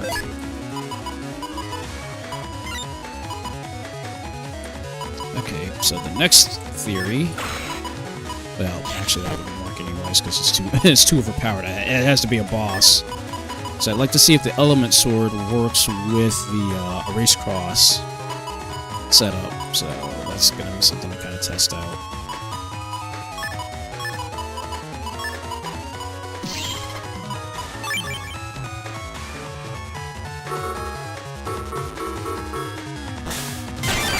Counter hit. Okay, I definitely don't want to. I don't want to waste it.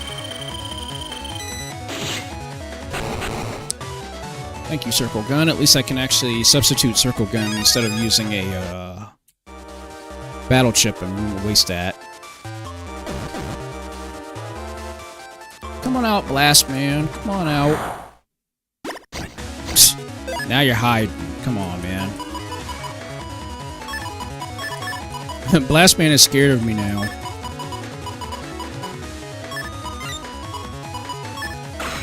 Oh wait, no, wait, see, I can't do that. That gets rid of my, again, when you use a cross, it gets rid of either anger or full synchro. No, I got all these, I got all these heady viruses, might as well get rid of them. Or heady battle chips.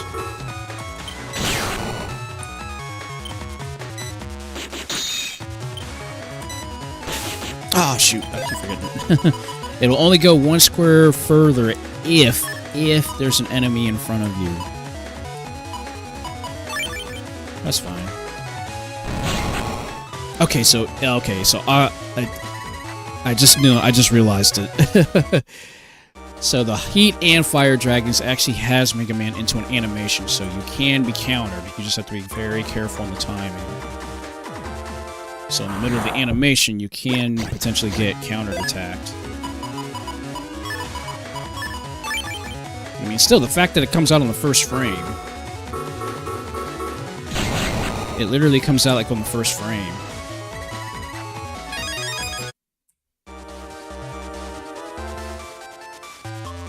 And I'm sure those who played Pokemon know my pain trying to find a particular random battle.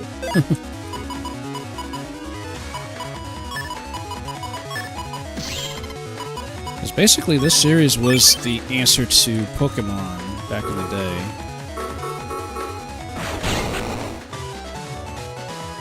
But I think why I gravitated towards this so much was not only because of because you know, cool cats know me, I love tech. Tech is my favorite thing to like always talk about. But it's not only just the theme behind the game, but it's also just the amount of things you can do. It's crazy what they put this game through. And like I said, there's 6 games in the series, well, the mainline series anyways. So then you also have Mega Man Star Force, which went into a 3D perspective, but it really reduced the gameplay, the way that you would play the game and stuff.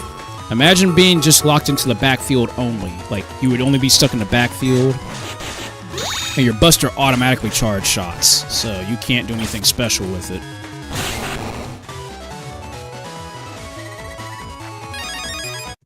And then you had the spin-off games, and you had Transmission, Mega Man Battle Network Transmission, which went into like playing a regular Mega Man game with the Battle Network aesthetics, and then you had Battle Chip Challenge, which went more into like a literal one, like regular, like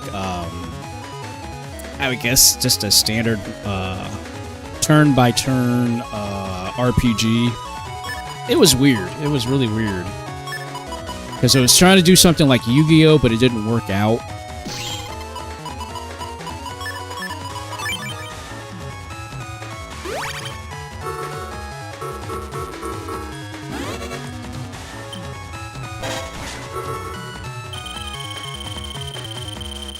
Jeez, Circle Gun takes so dang long to charge.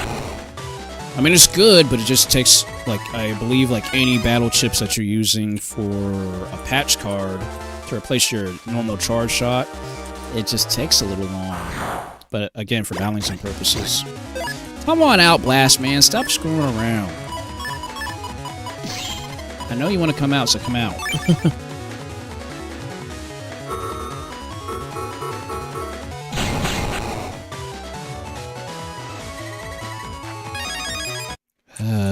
So annoying. Technically, I could make him come out faster if I equip oil body, but I don't want to mess up my my current customizer.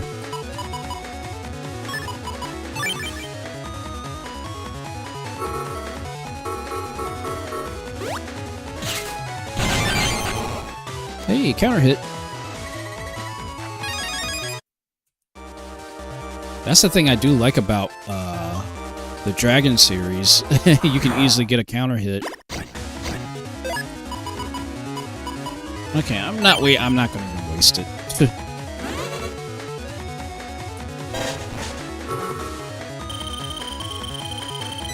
Good timing, good timing.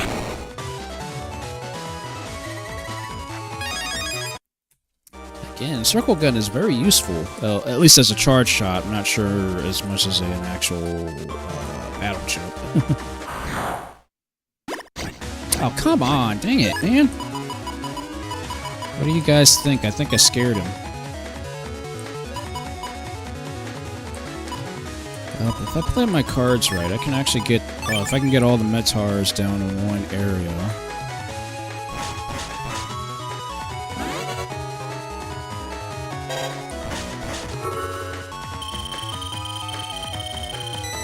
Nice!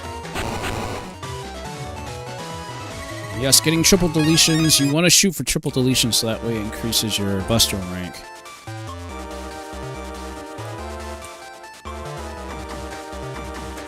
Counter hits, triple deletions, double deletions.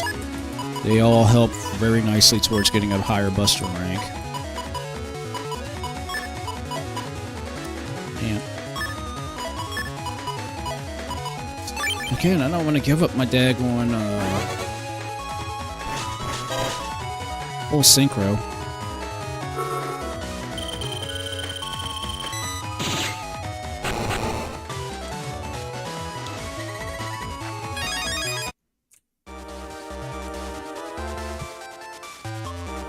And probably the nice thing about Battle Network is every battle helps. Like, believe it or not, every battle does help.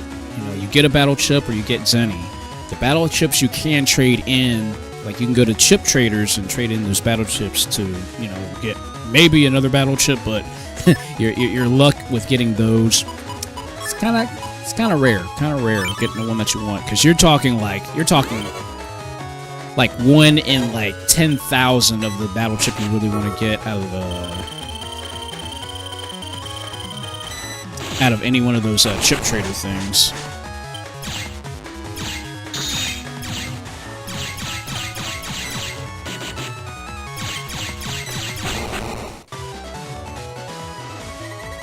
That works. I guess technically having the my Buster rank at 4 is actually probably the best way, so that way I can use a race cross to delete viruses quickly. And really, I don't know why Blast Man doesn't want to come out. Blast Man is scared.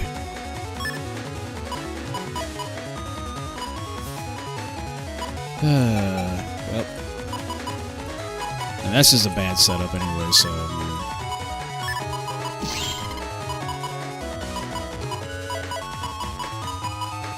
Actually, wait a second. Area grab. I can actually do this. I just have to be quick on the draw with the area grab. Well, technically not really, because everything... the Metar is only going to move up and down.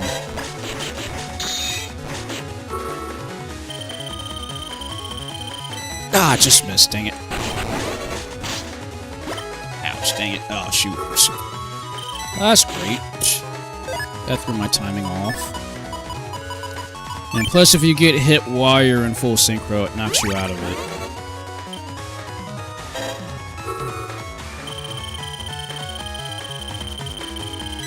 come on. How am I missing that? Okay, bump it. Shoot, I keep forgetting about back and B.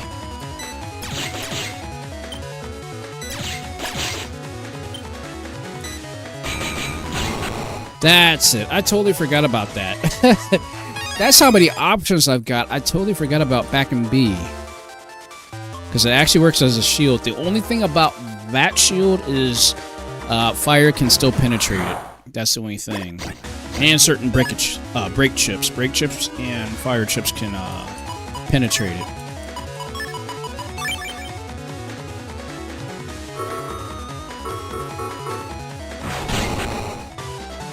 But of course, also with grass, the nice thing about being grass type, if you're standing on a grass panel, you will actually heal yourself while you're standing on a grass panel, if you're grass type.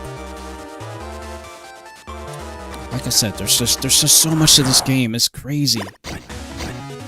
Daggone. Okay, you know what? I'm getting ticked off. I'm just probably gonna go to the academy and fight a boss there.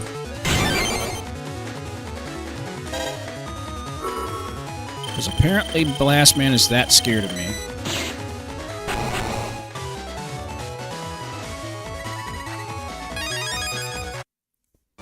I guess technically I could do that because there are other bosses, actually. The only reason I fought those bosses is because they're the most hardest of bosses. And of course there's also Proto Man as well. Proto Man's FX form, I think it is. Or FB or something like that. It's a really weird code name. Right, that's the Expo Center. Go to the Academy. So the only reason I don't fight these bosses because they're only at level 3. The RV virus or the VARV bosses are at level 4.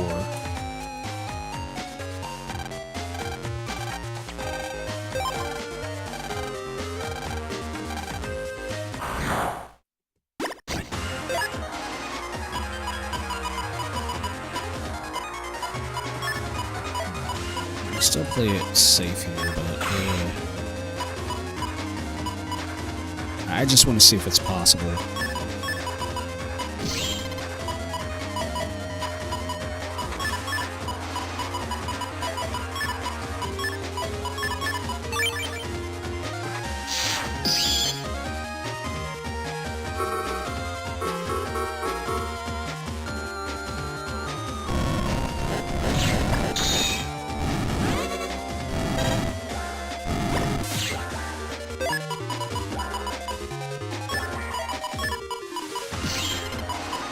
Oh, come on. One time, I actually want the particular battle chip to pop up. It's not going to pop up for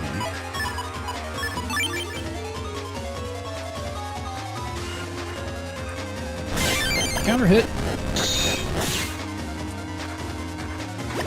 But again, getting counter hit in the cross, you do not get the full synchro benefit.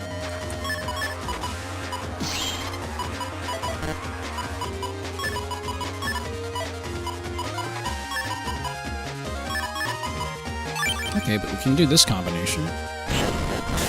Oh, shoot! Of course he jumped.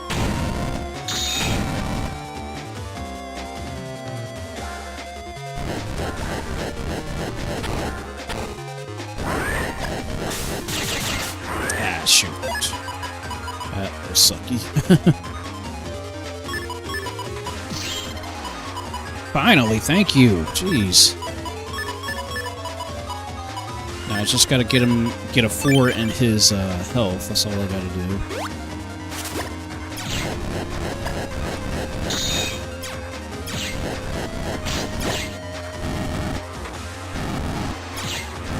There we go. There we go. We got him.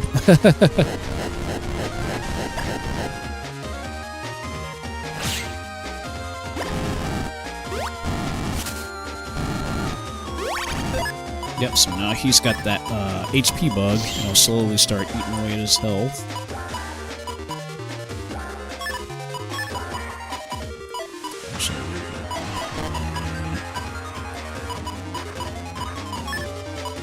Actually, I could just throw the, oh, actually, I can do, I can do this. There you grab. There you grab. Trap him in the backfield. Boom! let's add some insult to injury now. Because I can do Wood Dragon, and then next turn we can throw down Darkness. Counter hit! Dang it, and if I was not in a race cross, that would have gave me the double damage. Oh, that's the perfect setup. I'm just gonna get in one row. He's dead. That alone will kill him.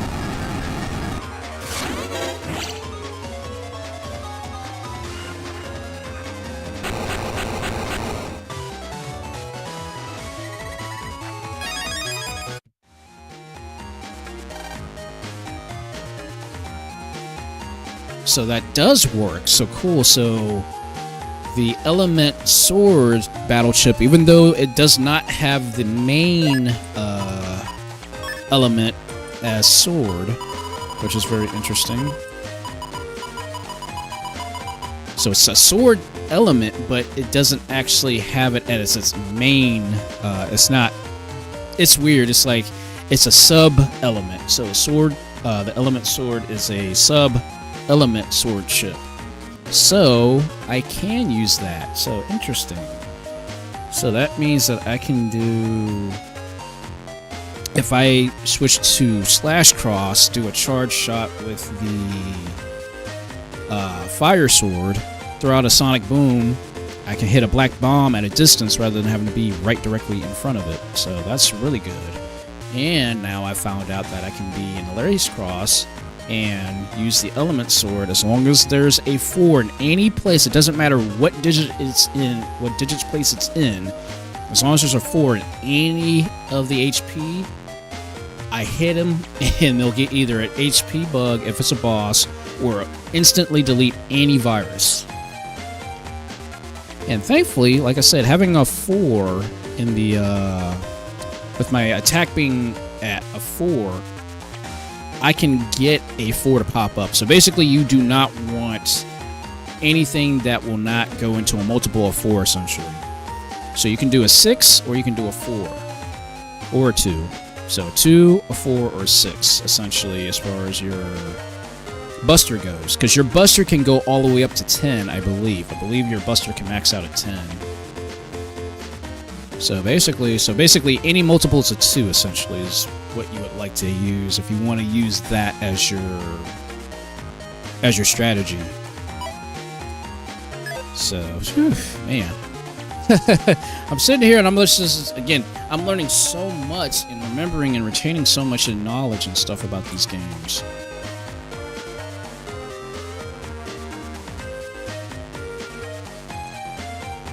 But this does give me some more ideas as far as like what else I need to use. But I need to go get some more whole energy chips. So give me a second while I get those. So I'm like, wait a second, I don't have any, because if I go back down to the well, either to the underground or to graveyard area, I'm gonna need some chips. So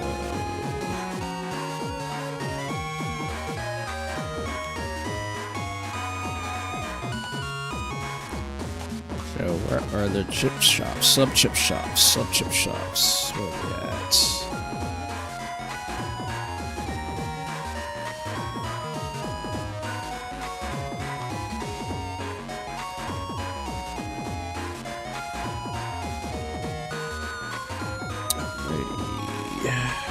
Sub-tip dealers. We can go to Skytown or Seaside Town. Or ACDC Town. Okay. Well, basically any place other than freaking Central Town.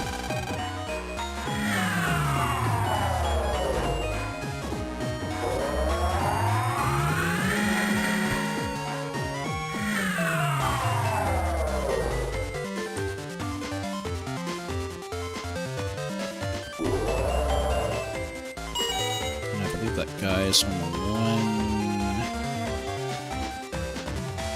around the outside area.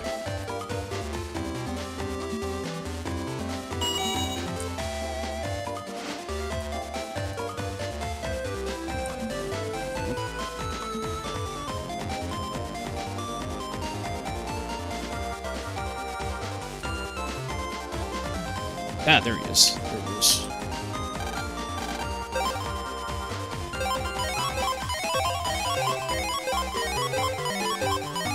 Okay, cool. I can have the maximum of 8 subchips.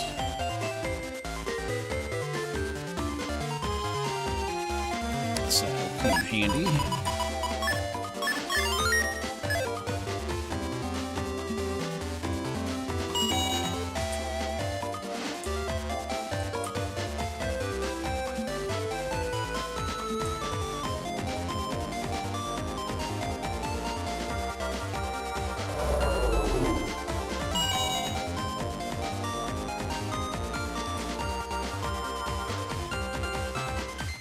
Alright, you know what? Let's take on Electman really quick. What time is it? Yeah, it's 11:31. Let's start wrapping up here soon.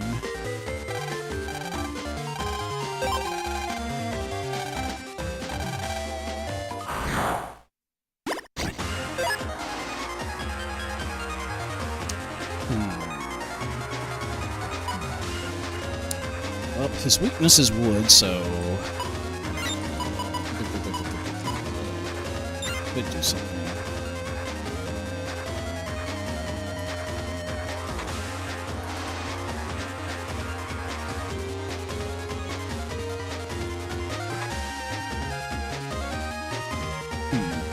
Deciding, do I want to do it like this, or do I want to do it in a different direction?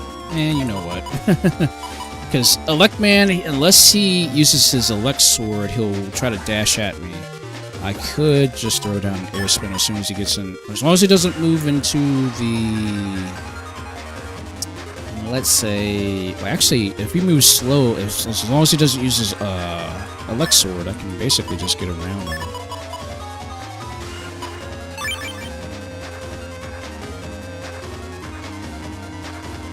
Ah, dang it. Yep, see, that's what I was trying to avoid doing. Ouch, dang it.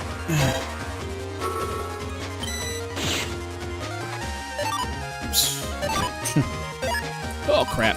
He trapped me. He trapped me. He trapped me. Crap. That's not good.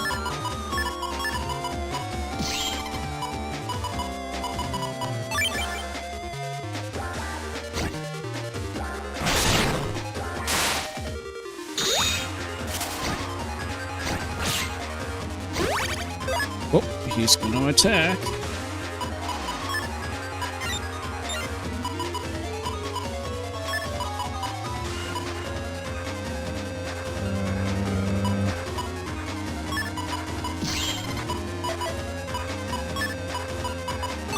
Nope, not much I can do with that.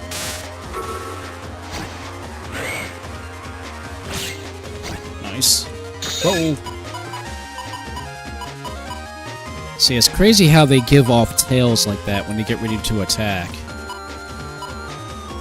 Now, what I could do... So I can do the Heat Dragon and the Wood Dragon. Jeez. Oh, we got another Voodoo Doll. I just need base. If I can get base, I'm good. Dodge. Good hit. Wait for him. Ooh, yes! Good combination. Thank you. Oh, you are so dead.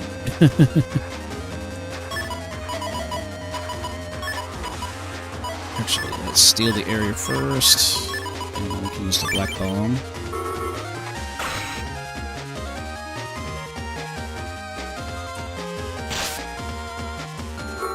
Yes, please move into the back row. Please go right ahead. Thank you. Well,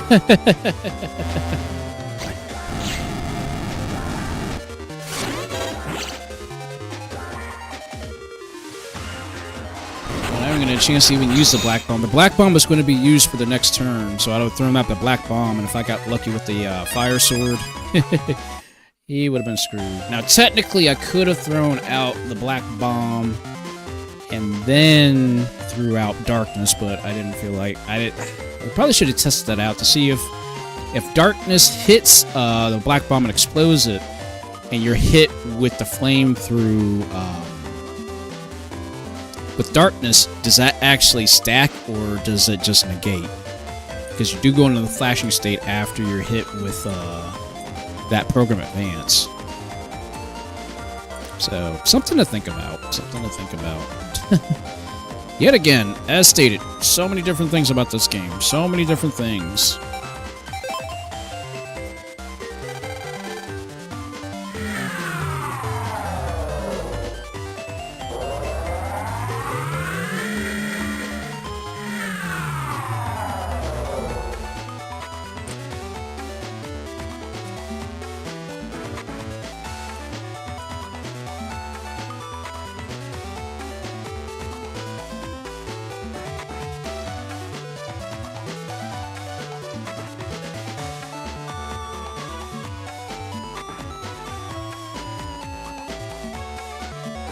And everything is done, so like I've already completed everything. The chip library is completed.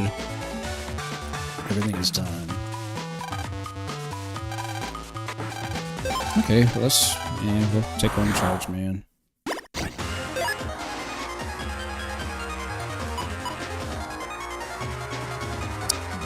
Now, if I can just get a wind chip, he pretty much will be. He won't be able to move very much. Yep, there we go. That's all I needed.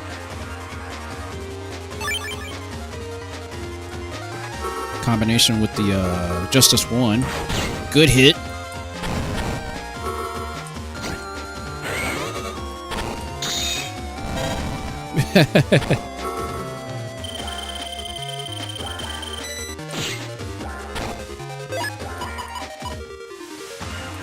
He pretty much can't do anything.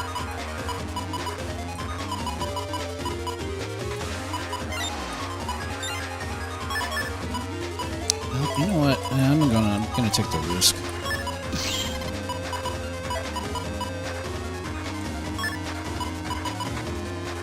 Oh shoot! I can't even do that yet. Well, I could completely trap him if I just threw it on that area steal.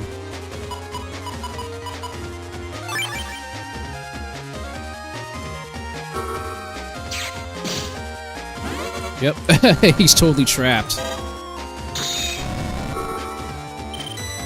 The thing of it is, he goes off screen, so it's weird. He's pseudo affected by broken panels, even though he's a ground type.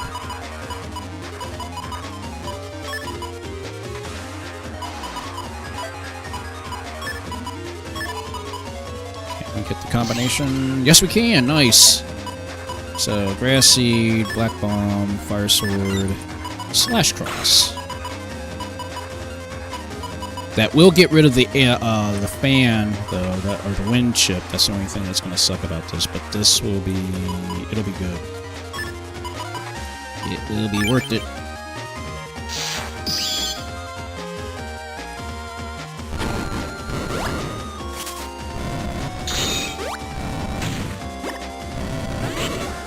Oh, dang it.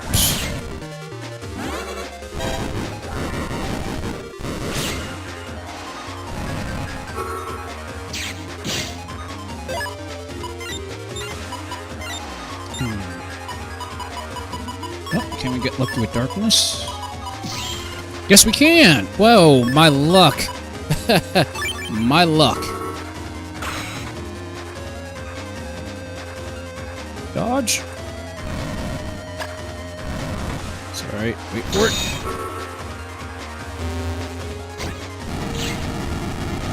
Nice, it did some damage. Oh, he was just out of range, but that he got hit in the backfield, so that kind of made up for it. That grass panel did double damage.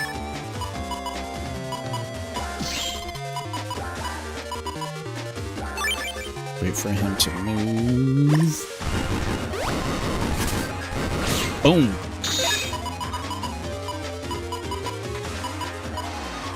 Ooh. If I get lucky. If I get lucky.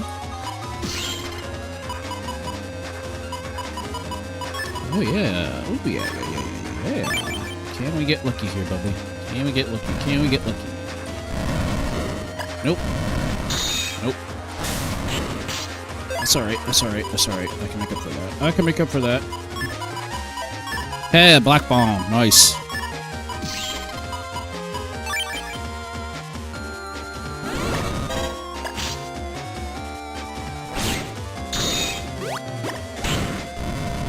Oh, crazy train.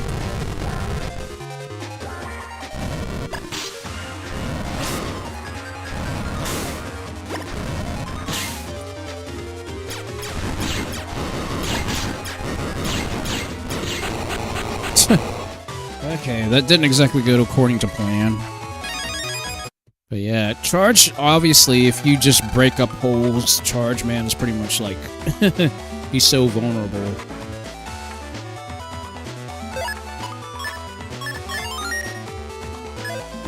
So basically, you have to basically just mess up his side of the field, or your side of the field, and basically... I would probably say you went up using the crack shot battle chips, because crack outs actually it removes the panels, but it shoots out the panels towards your enemies. So basically, you can actually use your panels to attack enemies and stuff, but it creates holes in its place, which is nice.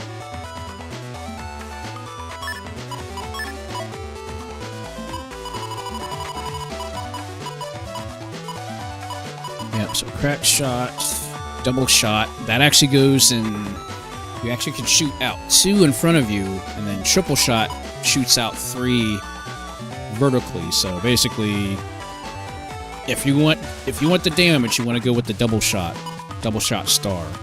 Triple shot is just basically for AoE, so, you know, kind of covers a lot of bases, but it also gets rid of 3 panels in front of you, which is nice.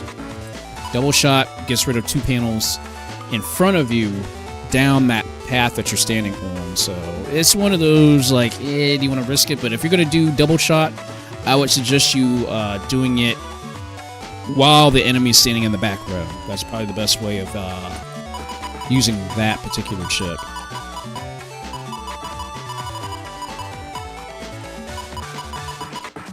And then, oh yeah, the summon Black Knight, the Nightmare battle chips. These are really nice because, well, firstly, they need to be in a hole, which I believe you have to be standing in front of the hole, I believe. I need to check on that really quick. Back to the Analog Grand Prix page. See, this is why I do a lot of double checking. I need to, I need to cross check this just to make sure that's correct. And of course, that's a Z chip. Ugh. Obviously, your Z library isn't exactly the greatest here.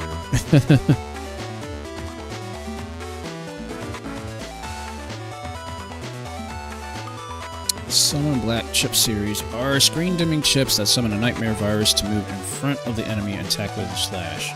Summon Black requires a broken or whole panel in front of the user. If the user does not have a broken or whole panel in front of them, the chip is activated. The chip gets used with the screen dimming effect, but nothing happens.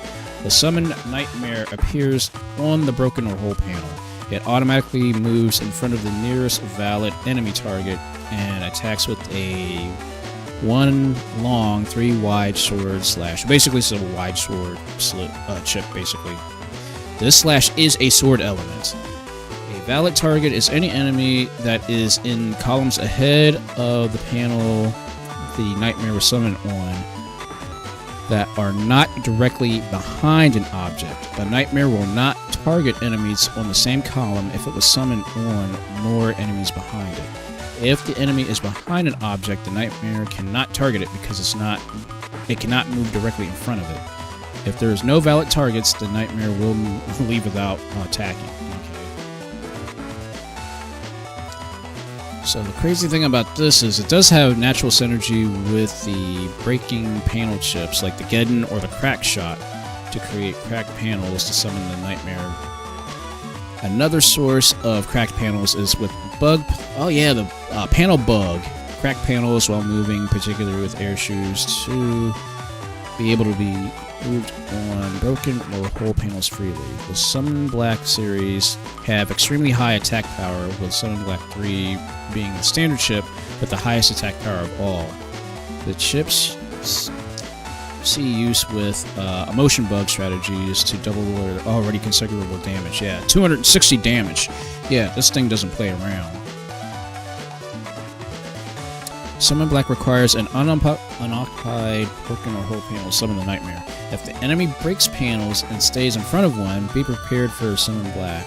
Standing on the panel the enemy intends to summon, the nightmare will prevent it from summoning. So you can stand on a whole or broken panel as long as you've got air shoes on, you can prevent it from being summoned.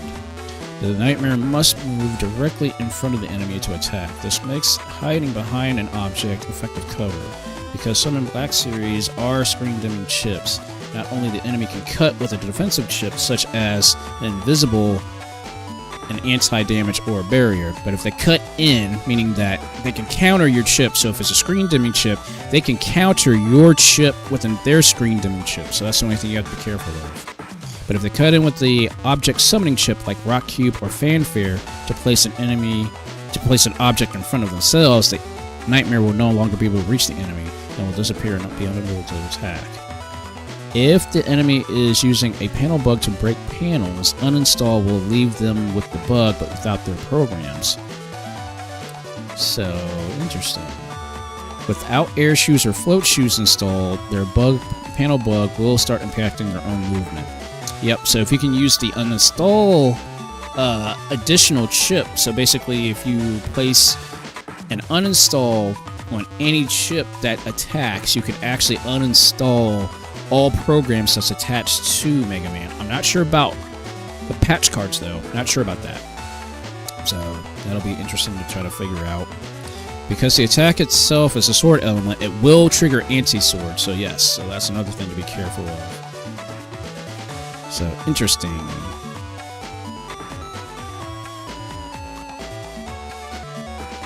Oh, hey, no problem, buddy, no problem. I'm sitting here just being... I'm being a geek right now, going through Battle Network's,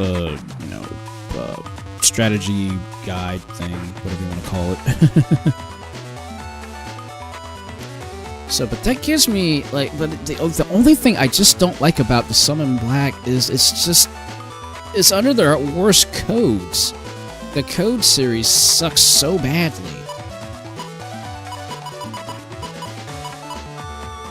Because I believe, what is it? So, Summon Black 1 is an E and I a P chip. Summon Black 2 is an H and O a V. And then, of course, Summon Black 3 is a W, a Y, or a Z. Which is, like, they're horrible chip codes. Like...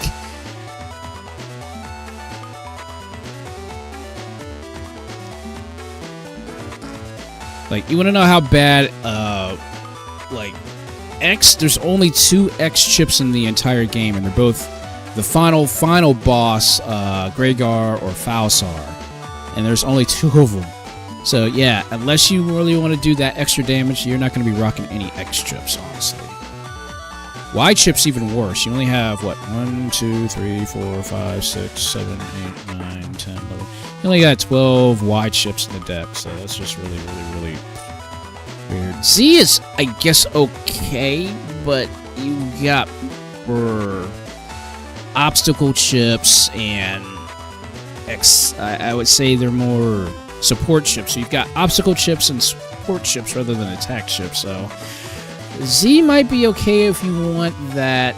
Well, it's got anti-sword and it's got bubble wrap, so you can, and it's got Sanctuary as well, and Delta Ray is the Giga chip, so it could work. You just gotta figure out how it's going to work for your deck style.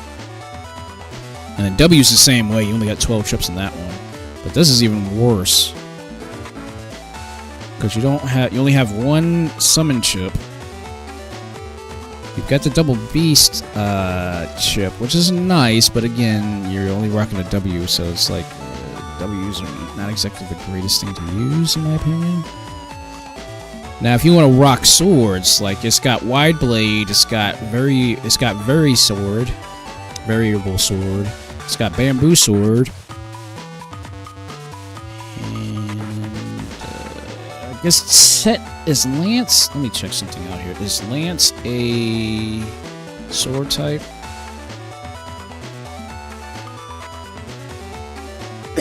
Nope, it's not. Small pulls back. Most column on enemy side. Lance basically just pierces the back row. That's all it does. But I was thinking maybe it could be qualified as a sword ship, but I guess not, just because. So yeah, but yet again, you just the chips are not exactly good. Now V, I wasn't expecting V to be a good chip code, but it is actually very, very good because you also have variation sword, got long blade.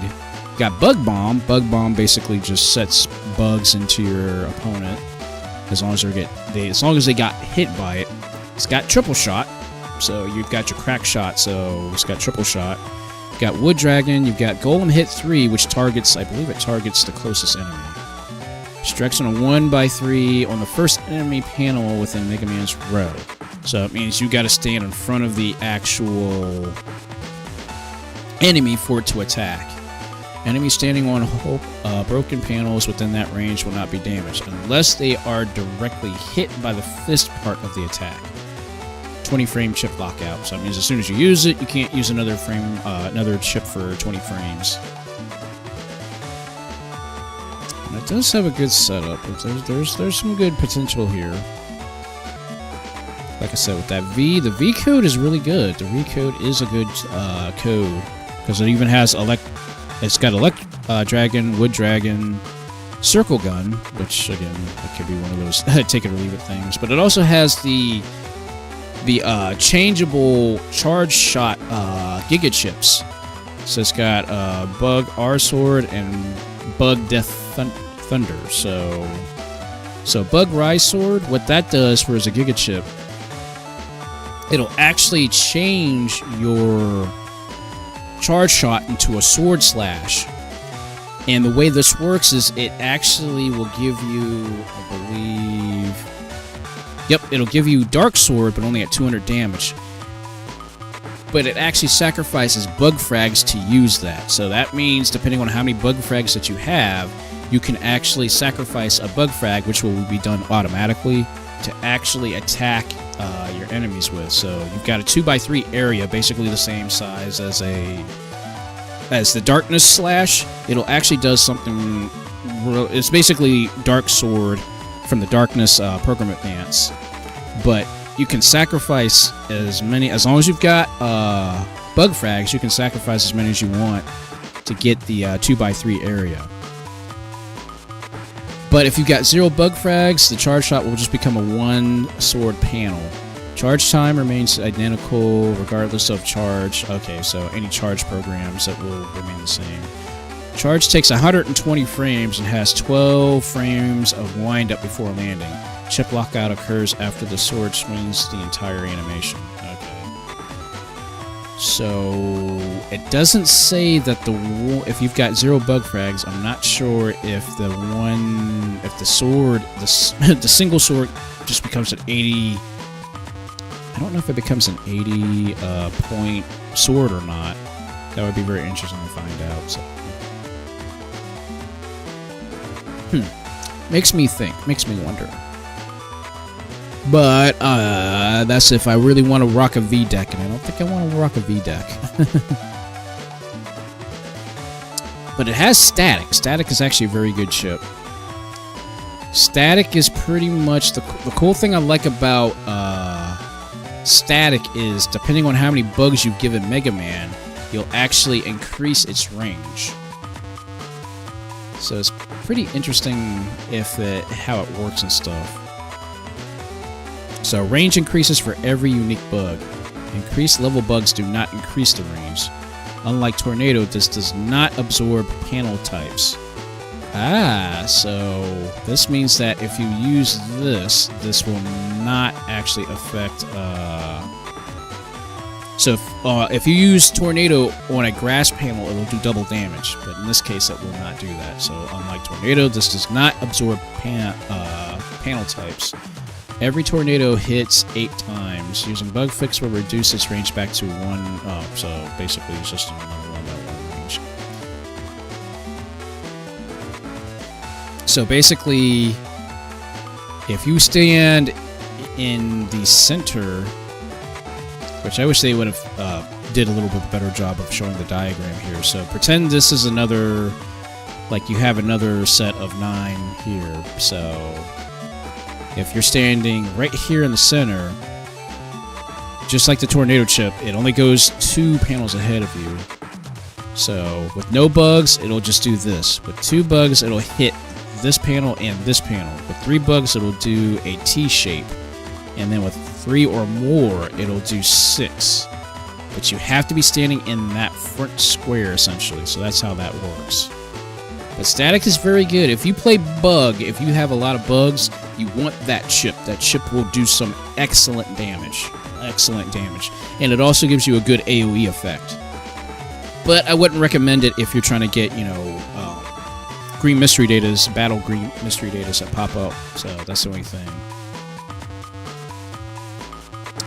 But yeah, there's just some really good, like, setups. Like, even, again, I'm rocking T code right now, so T is obviously a really good chip code to use. The only thing about it is it would be more beneficial, I believe, for the Falsar version, because you've got Tango Man and you've got Tomahawk Man. So those chips are very, very good, but sadly I'm not rocking it. However, if you are playing against another player, or you type in some special codes, or in this case, if you've got the patch cards, you can actually get all the secret chips without even having to connect to another player who's got the Falsar edition. So in this case, they're called secret chips. So basically, the opposite version is basically a secret chip. So if I show you this here really quick, these are all the secret chips that you can get. So basically, these are the chips from the other version of the game that you can't get in your game. So since I have Greygar, I can't get these games. I can't get these chips from this version of the game. I've got to get them from the Falsar. But because I use the patch card,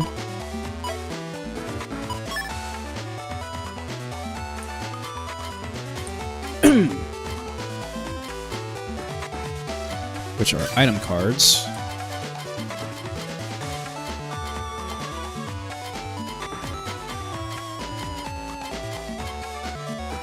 Yep, these give me the...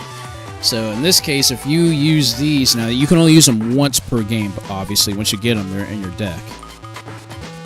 So you can get Heatman's series, Electman series, Slashman's, Eraseman's, Chargeman's, Aquaman's, Tomahawkman's, Tenguman's, Groundman's. So you can get all of those chips by just simply doing this with the patch card. Again, this was something that we did not have in the original US release. This was exclusive with the patch cards. It was only for the e-reader back for the Game Boy Advance, but of course, it bombed here in the States, so that's why you don't have all these cool additional things that we wanted this stuff back then. Trust me, I wanted the patch card system so bad to work back then, but of course they got rid of it. And that meant that they had to change the game around too. So like the newer areas, they were not available in the USA edition. So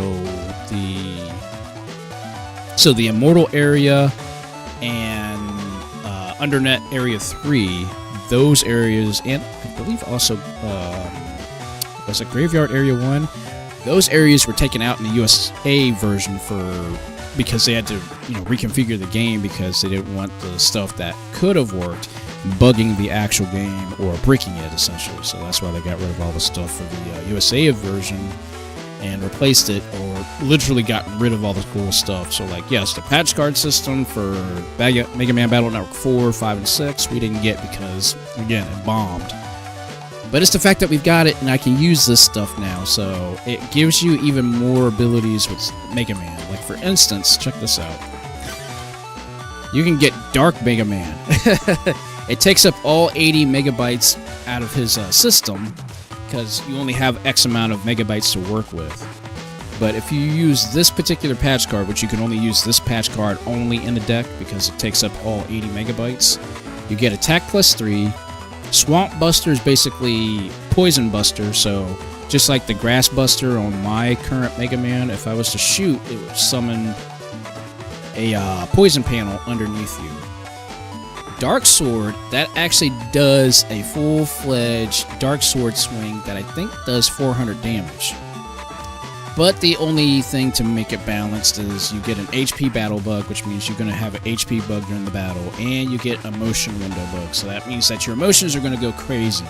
So you could be tired, you could be angry, you could have full synchro, or you could be normal, and it'll randomly just change emotions essentially. So you basically have a 50-50 chance of either getting the good additions, which would be anger or full synchro, or 50% chance of either getting tired or normal. So, but tired lasts a lot longer than any of the other emotions if you've got that bug. So, something to kind of remember and look out for. But then also, I love base here. Base is 70 megabytes, but it'll give you air shoes and float shoes, super armor, triple buster. Triple buster, actually, no matter where you're standing at, it'll go down the up and down rows if you're standing in the center. If you're standing in the row above, it'll only go down the top and the center. But basically, you know, that's kind of like AoE effect. You can basically shoot, and it's like shooting fish in a barrel, essentially. And then Shooting Buster, it replaces the charge shot, standard charge shot, with a machine gun, a rapid-fired machine gun charge shot. And I think it shoots down each lane 3 times, I think. I'd have to check that again. But again, I'm like, I could sit here all night and just tell you guys so much about what Battle Network can do, or what you can do in Battle Network. And the fact that we've got the patch card system, that increases the actual usability of whatever you want to do even more. So like when I say you virtually have like unlimited, like, you know, things to work with, you can do whatever you want in Battle Network, essentially. And again, I think this is what gravitated me towards Battle Network so much, so that way, you know, you can mess around and you can do all kinds of strategies or strategic, you know, planning and stuff like that. But again, I grew up playing Battle Network. Battle Network was my thing. Originally, I was not into Battle Network, believe it or not. I did not like Battle Network because I thought, okay, this is not Mega Man. This is not the Mega Man that I knew. But once I saw the anime and then read the manga, then I was like, okay, I can actually get into the series. And when I actually played it for the first time, I was blown away. I was like, wow, this is like a I'm not gonna say it because, you know, I could be offending people here and stuff like that. But I mean, look, it was to compete with Pokemon, and you know where I'm gonna go with that, but I'm not gonna say it. But it really makes you think. It gives you much more in terms of, like, you know, strategies. Because, I mean, you're collecting chips, essentially, and the cool thing about it is you don't have to worry about having to, like, you know, take care of the chips or anything like that. They're one-time use only per battle. But just your deck can be so, like, optimized, and you can do all kinds of crazy stuff with it. Like, again, because I'm always trying to find out what works for me, you know. Because, again, you've got so many different elements, you've got so many different chips, you've got 200 different chips in your standard library. So you've got 200 chips in standard, 45 in the megas, which are basically the boss chips. Then the giga chips, which are the most powerful chips in the game by themselves, except for some... Technically, Summon Black 3 is actually the strongest standard chip in the game. And you've got your secret chips that I showed you. And then the PAs, these are all the program advances. Basically, when you do a program advance, you're combining 3 or more chips together to basically create a much more powerful attack. So that's why you saw me, like, I was like waiting for 2 voodoo dolls and a base chip, and that gives me the Darkness Program Advance. And that's Program Advances are so nice, really, because it does give you a better edge. The only thing about them is you have to wait for them, because sometimes trying to get that chip combination, you're like in turn 7, and you're like down to like 200 HP, and your opponent has still like 700, and you're waiting for a Program Advance, man. You're going to be waiting, and you're going to be trying to do everything you can to stay alive until that chip arrives for you to complete your Program Advance. But I will say this much, the worst one that I had to get, because the, what was it, which one was it? I think it was the Wide Shot Program Advance.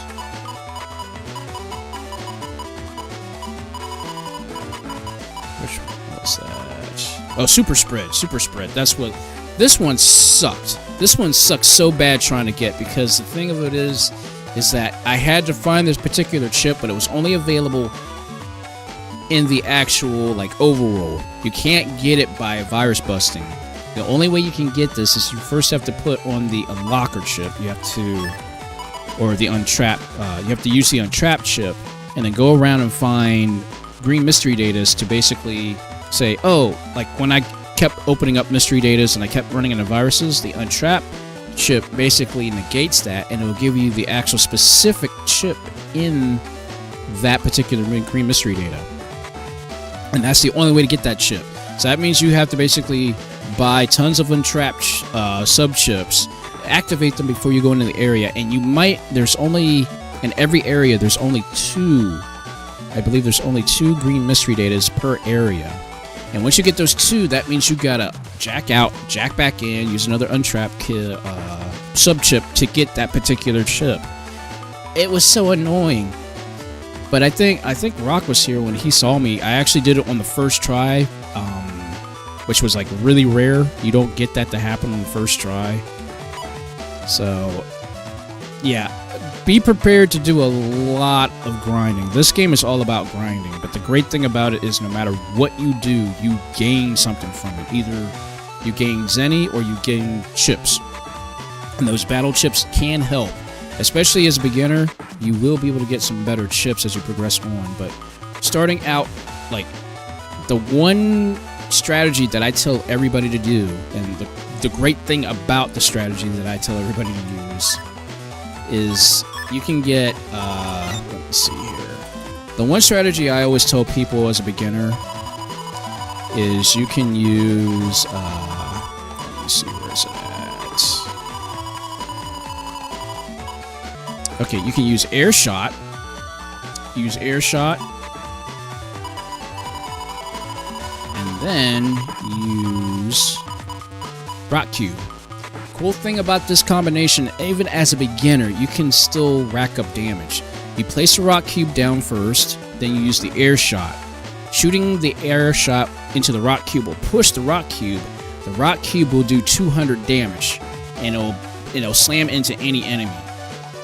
That will pretty much get you started through the majority of the first part of the game, because most enemies are under 200 health. So basically, if you can get 2 rock cubes and 2 air shots, you're rocking. You will be, pardon the pun, but yes, you will be rocking pretty hard for at least the first like 3 chapters of the game. But not only just air shot, like just using not just using rock cube, but you can also throw down a black bomb. Black bomb basically has the same effect, except I think it only does 100 damage, so that's the only difference. It only does 100 damage, but still, that does some awesome setup damage and such. And then, of course, I would recommend getting at least the Cannon A, B, and C Program Advance, so that way you have some, you know, something to work with as far as Program Advances go and such. Because you can get a good cannon set up right out of the gate.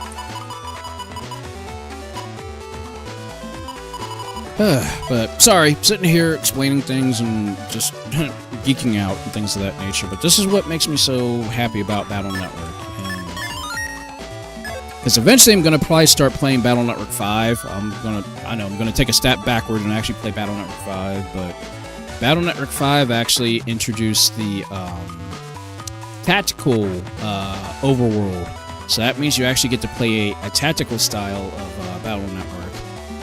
But I would have to actually show you because it's hard to explain it. It's really different in terms of just playing the game. So so if you're familiar with tactic games, there is a little bit of a tactical element in Battle Network 5 and only exclusively in Battle Network 5. So, but yep, like I said, I could sit here all night and just explain things to you. Let me see. Yep, and there are areas you can actually jack into that you may not think you can jack into. But, like I said, I think I bought everything and I found everything, so I think I should be good.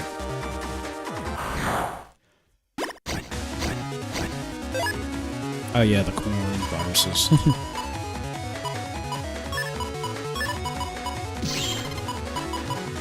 And one thing I can say, I love the concept of how the viruses look.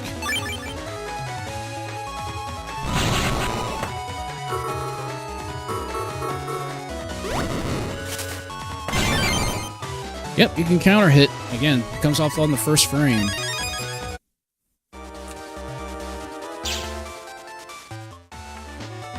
Alright, cool cats. I think I've explained maybe a little too much here tonight, but at least that kind of gives you an idea of like why I love Battle Network so much and why I focus on so hard with Battle Network, because eventually I'm going to be playing online with other players, so like eventually I'll be playing like actual like net battles.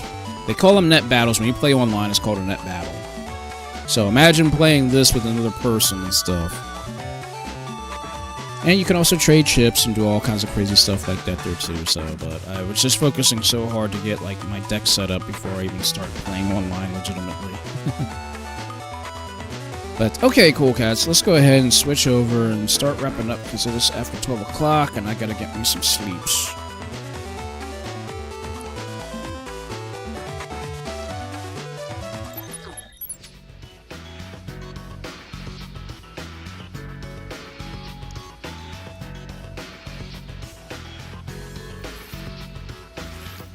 There we go. Oh, no problem, buddy. Hey, I understand. Things happen. Things happen. Do not worry about it.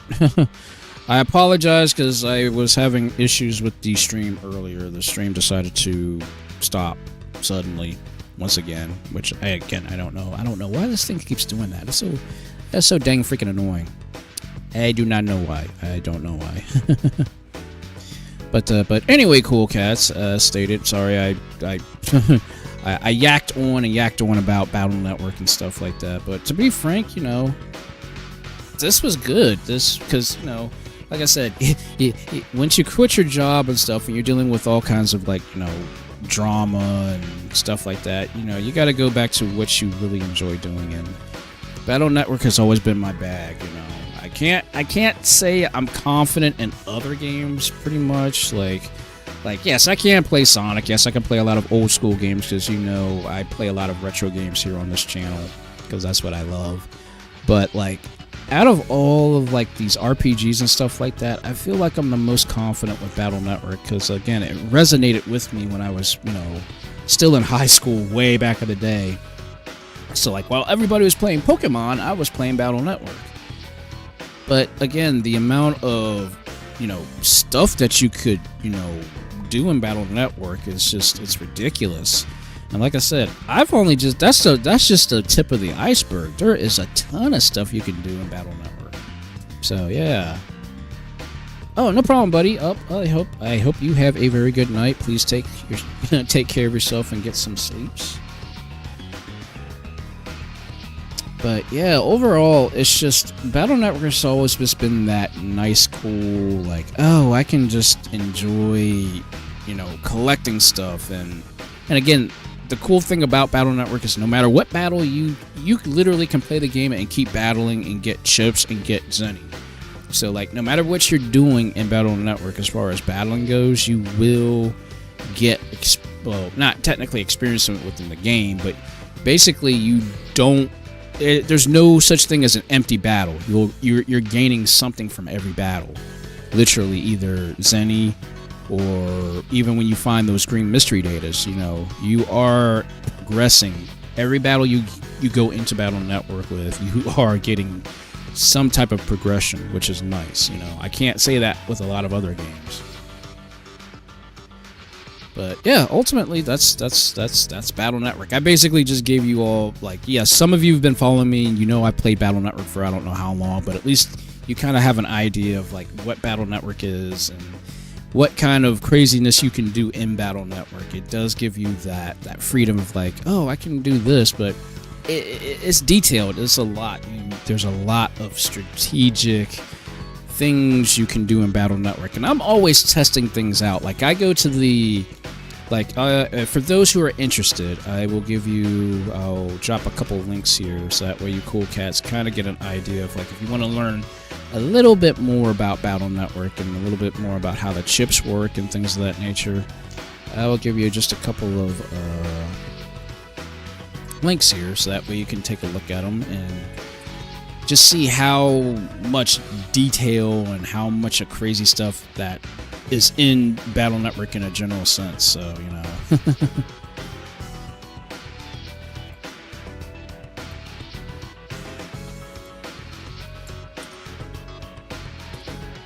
Oh, and thanks, I appreciate that. And again, I know that's another thing I got to start doing is getting back into my ASMR stuff, because I've got tons of just things. Honestly, I've got tons of stuff in like I've created over the years and stuff like that. So to be completely honest, when I created the ASMR stuff, I was more or less just about trying to create something that was just, you know, fun and interesting to others and things of that nature. That was some of the biggest, you know, focuses that I really wanted to do with creating ASMR videos, because I was like, ASMR just, it helps me to go to sleep at night. I can chill, I can relax, and I was inspired by those who do ASMR and stuff like that. Now, granted, yes, my ASMRs are a little weird, I guess you can say, but ultimately I wanted to do something that was gonna, you know, have my content stand out. And yes, do not worry, I will be doing more ASMR videos. It's just a question of when I'm going to have the time to do it. Hopefully I will be able to, but, you know, we will... As far as this whole thing with the job situation, everything like that goes, I can't promise anything, obviously, right now. But I will continue to keep doing what I can as far as content creation goes, and, you know, doing what I can to make you cool cats happy, because this is what I like doing. I love doing this stuff, you know?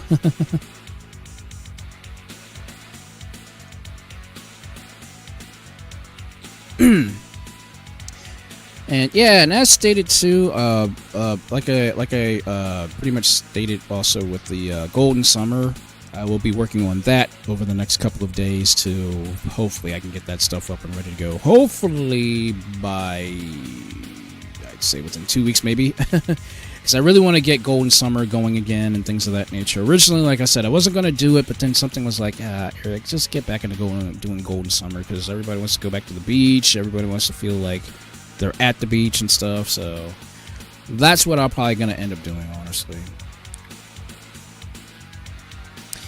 And yeah, that's another thing I got to do. Again, and then also, I have so much stuff, cool cats. You wouldn't believe the amount of like ideas that I have, and because I've been so busy with things, I haven't had the chance to actually make the things that I've been wanting to make, you know. A lot of the things that I've been wanting to do, like, I want to continue the Attack 1 series, because, you know, I got a ton of things that I've been wanting to, you know, create, because I love creating, like, the pixel art that I did for the Attack 1 series and stuff, and I know it's been, my god, it's been almost like 2 years since the last Attack 1 thing that I did, because I already promised that we were doing another Attack 1 when the new Ninja Gaiden comes out, because, you know... You know, old school Ninja Gaiden, that's hard. That's legit. Pull your hair out, yank your teeth out hard. And the fact that they're coming out with Ragebound. Ragebound looks so good. And I'm like, am I willing to put my sanity on the line once again for entertainment? And I'm like, oh, but I know I know me. I love a challenge. I love hard games. I love playing these hard games because, you know, it was a challenge back then, you know. For those who grew up in the NES era, I'm sure you guys know of the phrase Nintendo hard, you know. Nintendo had hard games back in the day. Like, when you think of a Nintendo hard game, think of the original Contra without using the Konami code. Do not use the Konami code in the Contra games. That's what's basically Nintendo hard, you know. But basically, it was one of those games where you know exactly where to stand or what to hit, how to hit it, and moving and stuff like that. Like, those are the games that requires, like, memorization and stuff like that. And then you have other games like Mike Tyson's Punch-Out. Like, that was hard, but once you knew the patterns for the characters, essentially, you could breeze through the game. But, like, now I don't get that same satisfaction with a lot of modern games because they don't make you think, or they don't allow you to get good over time, you know. It seems like there's a randomness behind certain games now and stuff like that, which is there's nothing inherently bad about it. But because I grew up in a different era than a lot of the other games that are coming out now, because God knows it's always about first-person shooters or third-person shooters. I mean, look, Fortnite and everything else. I mean, and again, not necessarily inherently bad, but you don't get that same satisfaction of like, hey, I actually sat here for about 2 hours trying to beat like this crazy hard final boss, and you know, like, okay, I beat it. I feel, you know, I feel liberated. I actually did something that was freaking hard, rather than trying to kill somebody who lives on the other side of the planet, just cussing at you and everything like that every 5 seconds. Because you're either playing terribly or you're playing too good. You know, it's just gaming has changed a lot since I grew up. But again, that's why I play a lot of these retro games. I told you, Cool Cats, about the Retroid Pocket 5, that retro-based console thing that I can put emulators on. It's basically like a Nintendo Switch, just for emulation and stuff like that.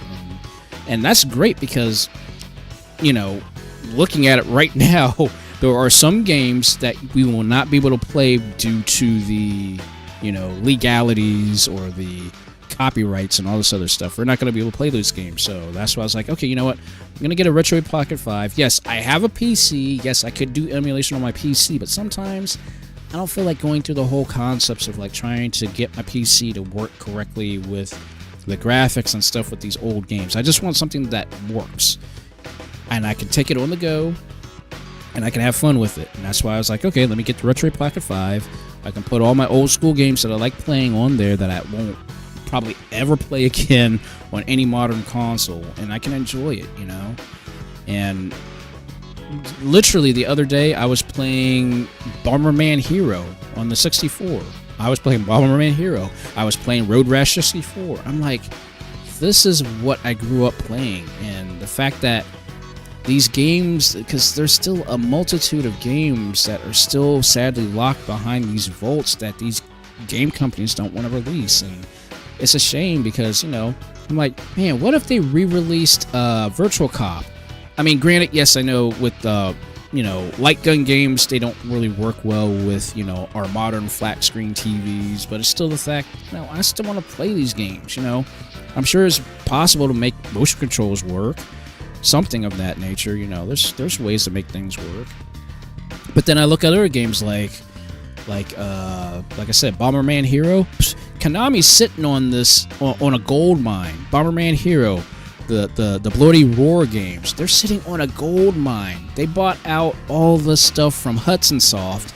They're sitting on a gold mine of games that they could re-release and make some money off of. And I'm like, come on, Konami, you gotta get off on more of these games. Sure, we got the Ninja Turtles games. I'm cool with that.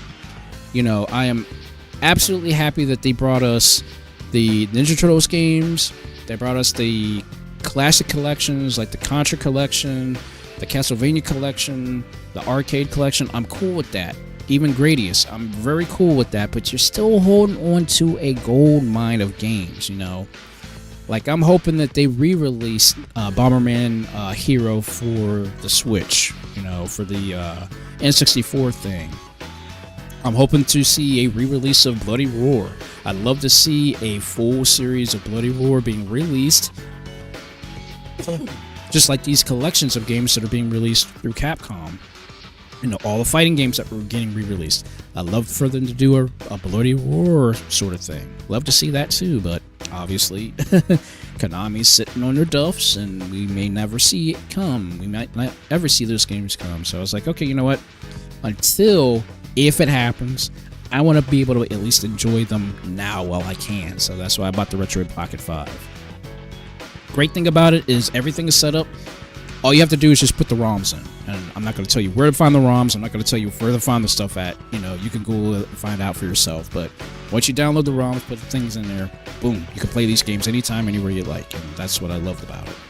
Plus, it's got TV out. So yes, I will eventually actually start doing live streams with the Retroid Pocket 5. So that is a thing that I'm going to be looking forward to do over the next couple of, well, hopefully weeks. Because I did say I was going to do that sometime, but I don't know when, so.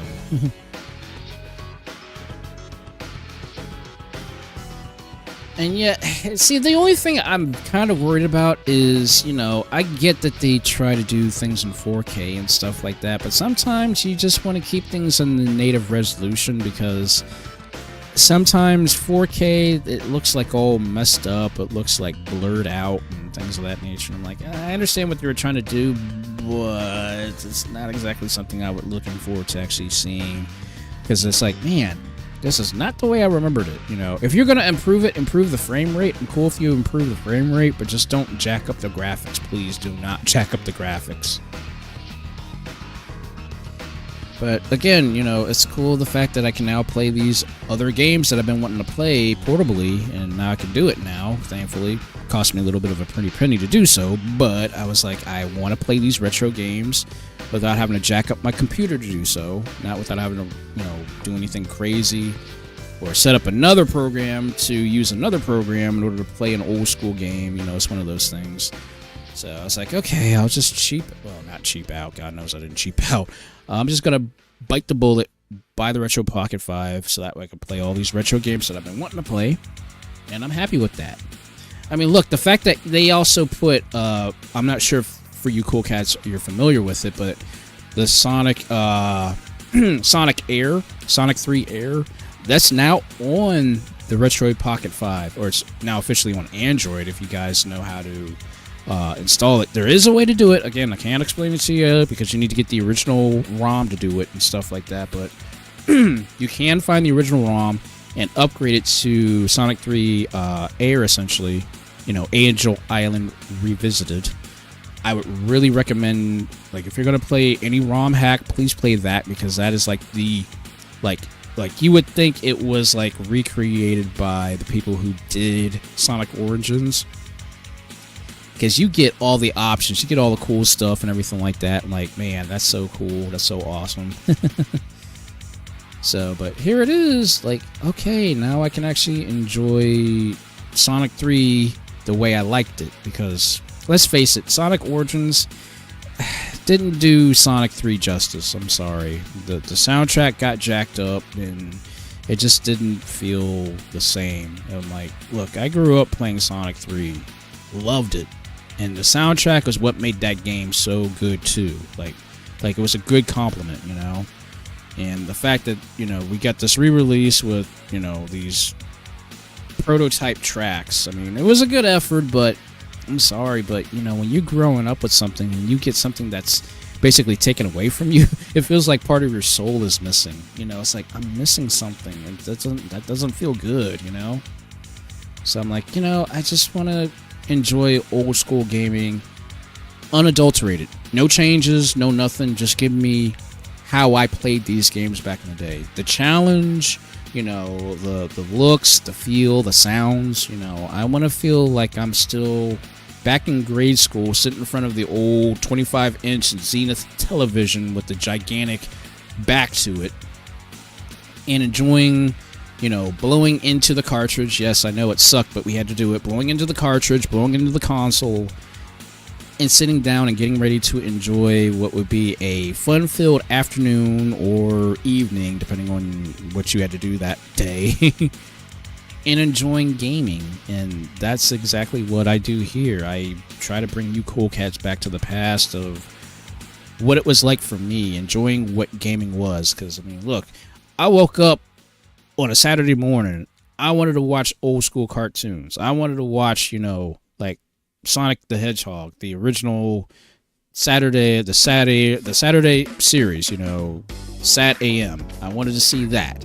I wanted to see, what was it, Reboot. I wanted to see, like, the original Spider-Man, Batman. Back in the day, we were eating so good, from the video games to the golden age of cartoons and stuff like that. And I've always said, cool cats, I bring you back to the past every time. But again, I grew up playing these games. I grew up watching these cartoons. Saturday mornings for me was just the ultimate, time of like being a kid. Wasn't going to school, wasn't doing after school activities. It was literally a Saturday, nothing going on. Unless you were lucky and your parents, went out shopping every Saturday, which that didn't happen for me. But having nothing to do on a Saturday, waking up at 7 o'clock in the morning, bowl of cereal in your lap, you're sitting cross-legged in front of the old Zenith television, getting ready to watch 5 hours non-stop of cartoons. Nobody in your way. Your grandparents are doing their thing. Your parents are doing their thing. And you're just sitting there enjoying this I guess, ocean of entertainment for 5 hours, because you won't be able to see anything, because unless you had a VCR and recording stuff, you weren't going to see that stuff again until the next weekend or Sunday if you're lucky, unless you were like me and went to church and you couldn't see all the cool morning cartoons because you went to church and stuff like that.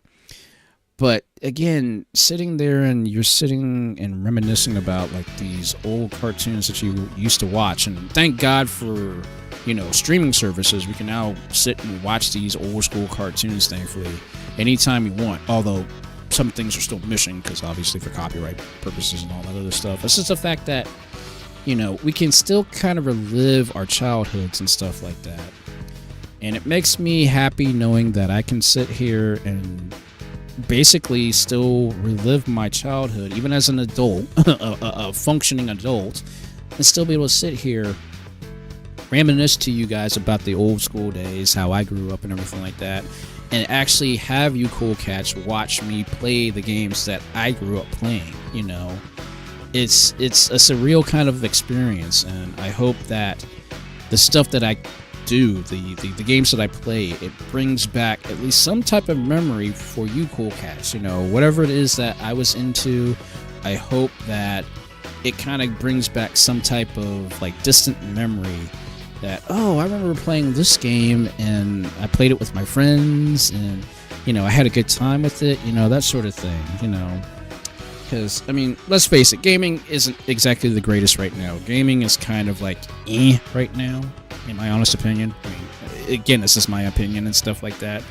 And sometimes you just need that old time flavor, as they always say. There's always a thing of like, I gotta go back and I gotta remember why I loved video games. What brought me to playing games, back then, and what's keeping me playing games now, And sometimes you kind of have to go back to the old school. You have to kind of like find that niche, find that, oh, why did I love playing this game, And sometimes it's like, revisiting an old friend, You go back and you look at your high scores, it's like, oh my gosh, I haven't played this game in 20 years. I'm going to beat these high scores. And then it's like, then it kind of incentivizes you to like, I need to go back and I need to play this game. How did I do this? How did this work?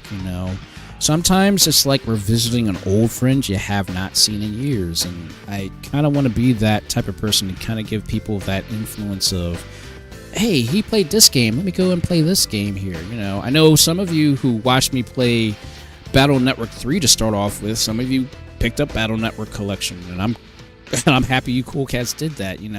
I'm happy that my influence in playing these old school games gives you the influence to go and play some of these old school games and stuff like that. Now, yes, not every single old school game's for everybody. Let's face it.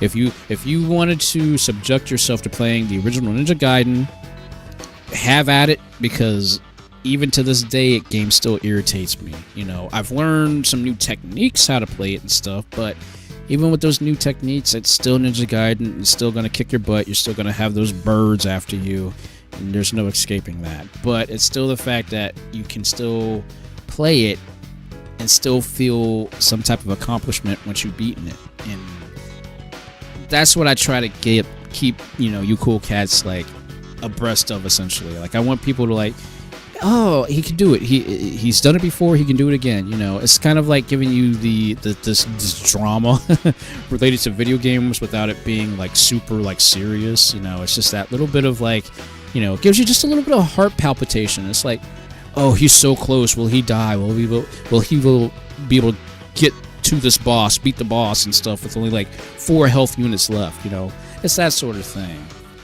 And I just want to continue to keep having fun playing games and enjoying what made me a kid, essentially, you know, because back then, you know, I wasn't hanging out with people and stuff like that. I was a very, you know, I guess you could say I was very introverted and stuff like that, and, you know, without going into too much, you know, detail and things of that nature, I was the kind of person who was like, I was the smallest kid in my class, so people instantaneously didn't like me because I was so small and stuff like that. So I didn't get to hang out with, you know, people normally. I probably wouldn't say I wasn't hanging out with people until maybe I got into middle school, I think, you know, junior high. I think that's when I was able to do that, actually hang out with friends who actually liked the same things I did. But even with that, I still at least could say I could go back and play the video games that made me happy, because gaming, it was my escape. And even to this day, it's still my escape. You know, you didn't have friends. You didn't get to hang out with people because you were unpopular, or not unpopular, but you just weren't you weren't popular enough for other people and things of that nature. And it's the fact that, you know, gaming doesn't change per se. Like, and what I mean by that is, like, I want you to think about the original Super Mario Brothers. You know, the original Super Mario Brothers, because I know everybody's played the game. You know, think about how that game has not changed in so many years. You know, think about it. The original Super Mario Brothers has not changed since it first came out. And that's still a game we can all go back and we can all be appreciative of. You know, the original Super Mario Brothers was innovative, it was amazing, and even to this day, it's still innovative, it's still amazing, because you still got people trying to beat it in a fast time. The theoretical fastest time, I think, is like 4 minutes and like 52 seconds or something like that. Beating Mario Brothers in less than 5 minutes is crazy. It's wild that people to this day are still playing the original Mario Brothers, and the game has not changed ever since it first came out. And that's how gaming is. I look at gaming as kind of like that it's like a foothold in history. You know, think about any old school game you played, and unless it came out with a sequel, it's still the same game. And it makes you wonder, like, oh my gosh, I really wish I could just go back to those old school days and just play those games unadulterated, have fun, remember the codes, remember how I beat the final boss, and enjoy it. You know, that's how I am. That's how I look at all this stuff that I do this stuff now. You know. And oh, thanks, buddy. Sorry, just sitting here reminiscing and just kind of just, you know, waxing off philosophically about gaming and things of that nature. I don't know why I do this. But yet and still, you know, gaming has just, it's been this, to me, gaming has been this bridge of friendship, you know, because I didn't know what else to get into, you know, like, yes, I was in martial arts, but I was in martial arts literally when I was in high school, and that was, like, the only other, like, avenue, I guess, I had back in the day, back when I was in high school. But we're talking, like, I think it was junior year when I actually started martial arts, I believe. But gaming was always just that thing of like, hey, did you play this game? You know, I mean, Pokemon obviously was the big thing for us back in the day. You know, everybody bought Pokemon, everybody wanted to play Pokemon, everybody was doing the card collecting of Pokemon, everybody was doing all this cool stuff, you know, with Pokemon and things of that nature.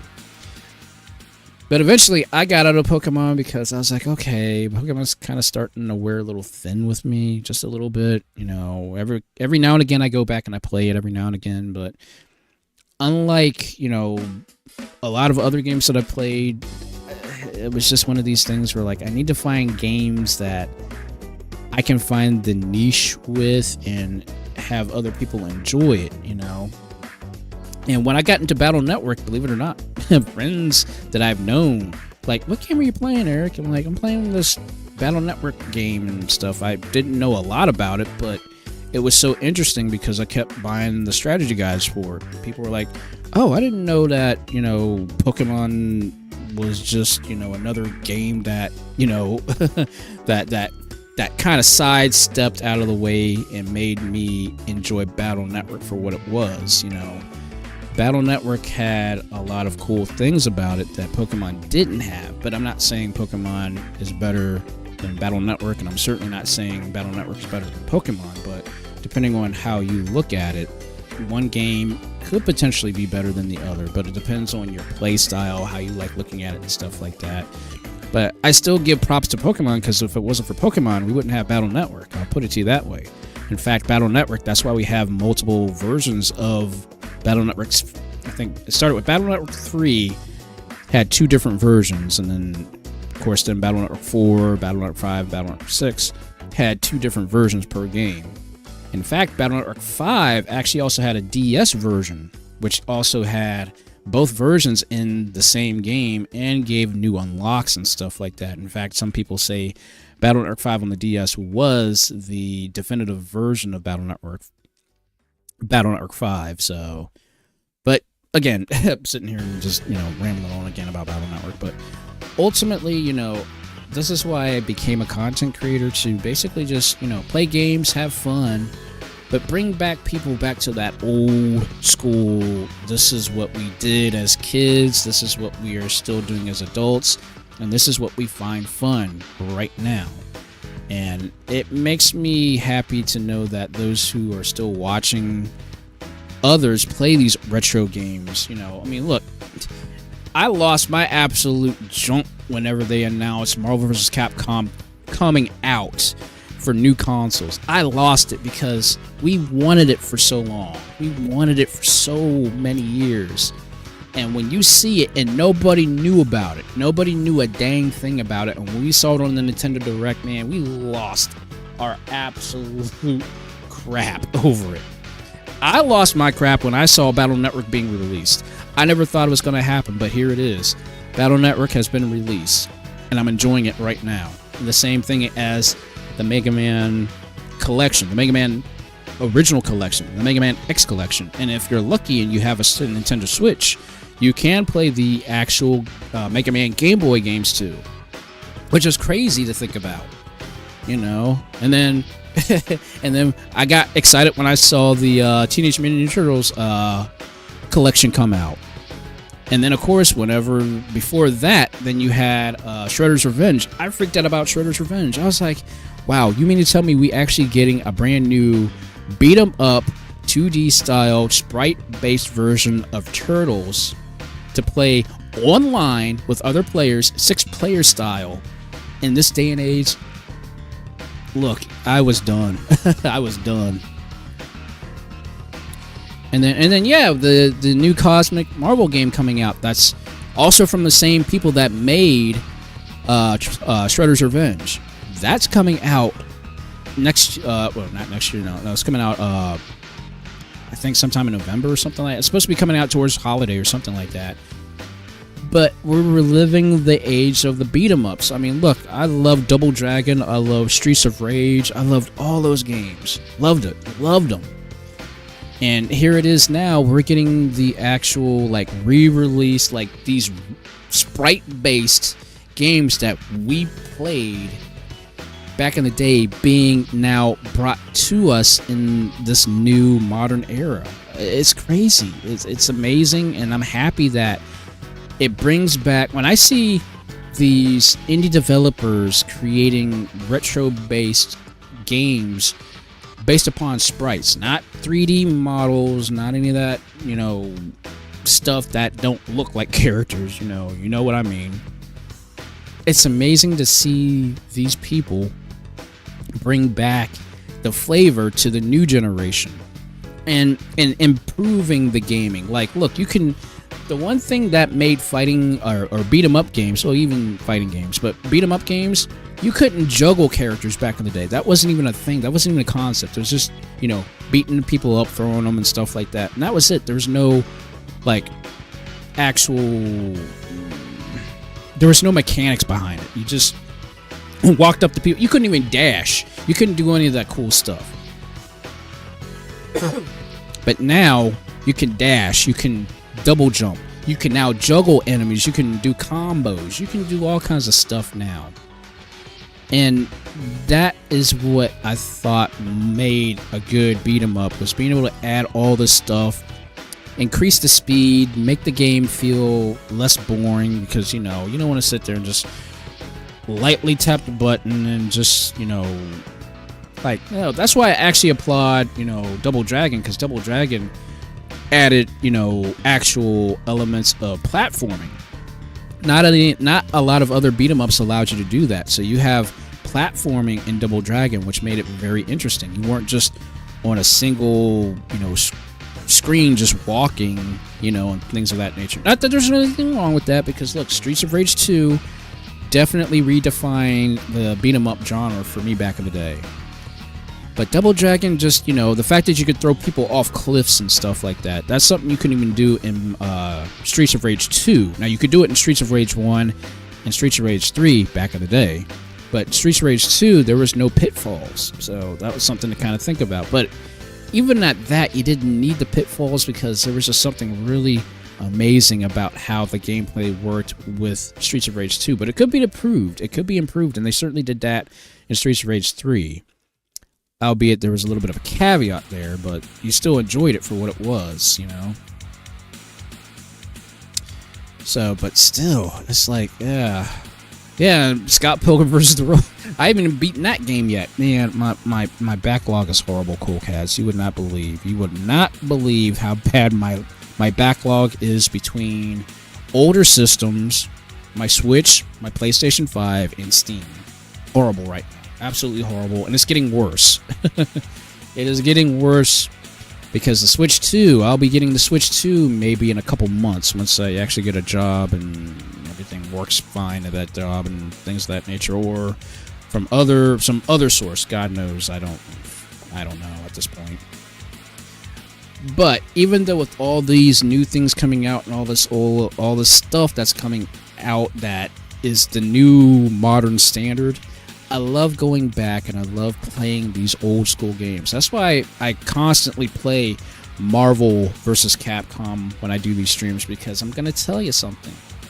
Back when I had my Dreamcast, that was the only time I was able to play Marvel vs. Capcom 1 and 2 at home. The only other time I could do it was at the arcade, but then when the arcade closed down that I went to that had those games, I had no choice but to play it at home, and I couldn't play it with anybody. I had to play it by myself. The fact that we can now play these games anytime, anywhere, against another person on the face of the planet right now, depending on what console you have, I am so just wowed by the fact that we can now do this. This is what we wanted for so many years. And at least for the modern consoles. Yes, they did do the PSN/Xbox, downloaded versions of it, but they weren't as good.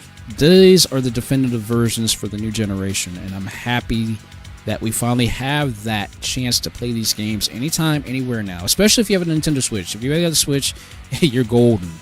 But even at that, I don't trust the Switch version online all too often, very much so. I'm still cool that we got the PlayStation version, so at least I can play on PlayStation 4/5, so, I'm cool with that.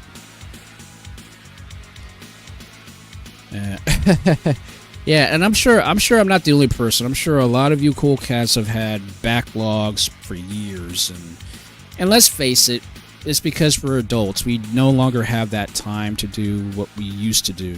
Back in the day, we were in school. We had all the time in the world. We could do whatever we want, but man, as soon as you get your first job, oof, it kind of goes downhill from there. You kind of have to take priorities over certain things in your life, you know. But thankfully, now being an adult, you can be more appreciative of your growing up days, you know, when you were in school, when you played those games, when you enjoyed playing games and watching cartoons and stuff like that. Because yes, I know I'm an adult, I'm old. I lived in the late 80s to the early 90s. Perfect time for television, for cartoons, back when things were in syndication, everything like that. And it's the fact that I can still go back and still reminisce about those days, and still, even now being an adult, I can go back and still say, I still enjoy cartoons. I still enjoy watching Tom and Jerry practically kill each other. I love it when Bugs Bunny does something stupid to Elmer Fudd. I still love going back, even during the mid-90s, back when I became a teenager and the teenage things was a thing.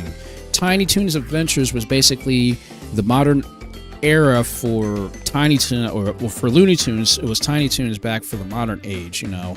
So going back and even watching, like, I don't know about the new Tiny Toons. I'm kind of like, because, you know, the whole Buster and Babs Bunny situation from the, it's like, it's kind of like disorienting a little bit there.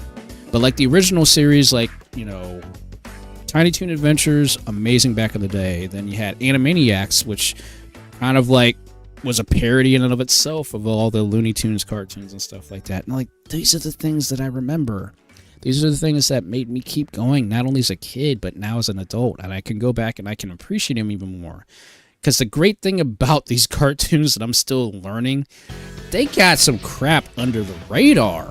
I'm like, man, because, you know, as a kid, you don't get those adult jokes. You don't get those jokes that were, like, meant for the adults. You know, I mean, they had to, you know, if your kid is sitting there and you had to watch, you know, being an adult, you had to watch your kid, which I don't have any, thank God, but I'm just saying for demonstration purposes, you know, you have to sit there with watching a cartoon with your kid, and you're not really, you know, a big cartoon person, but somehow throwing in those adult jokes makes the adults not feel so you know, I would say distanced from their child, because like, oh wow, I cannot believe they said that. And like, well, let's face it, for those who have watched Tiny Toons and for those who definitely watched Animaniacs, oh my god, there was some adult stuff they snuck in there. And it makes me like laugh about it, because I'm like, man, we didn't get those jokes. Those jokes went over our heads as kids because we didn't get that. Obviously, we weren't mature enough.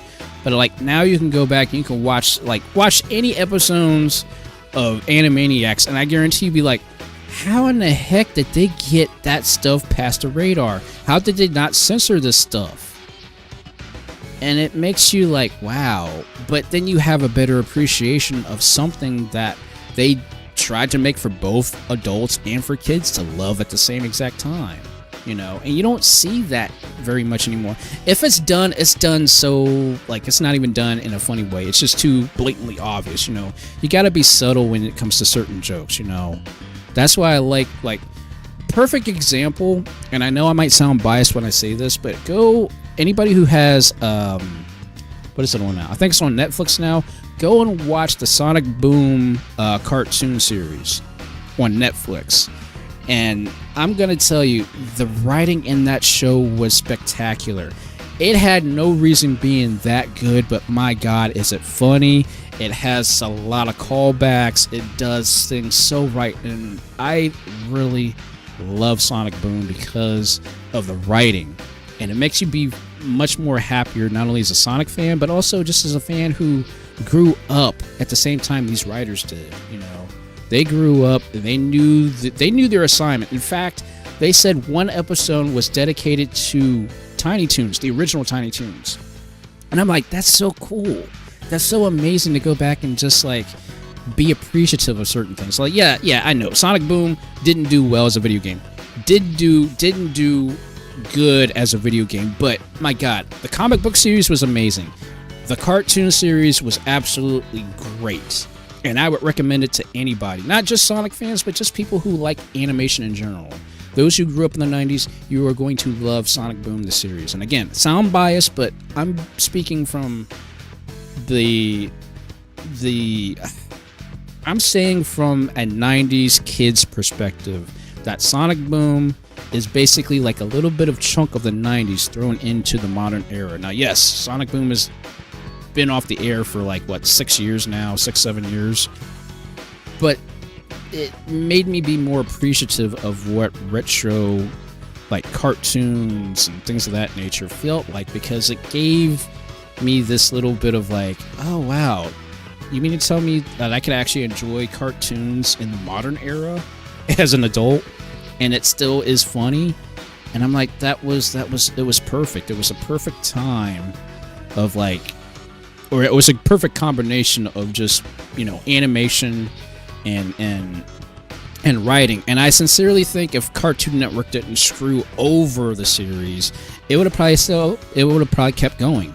I think Sonic Boom would have worked better if it didn't have the game to try to follow its footsteps in. Because, you know, when you, like, back in the day, you know, and again, sorry, I'm kind of, I'm talking more than I should, but just humor me here for a little bit. But, you know, back in the day, for those who don't know, you know, look at G.I. Joe, look at Transformers.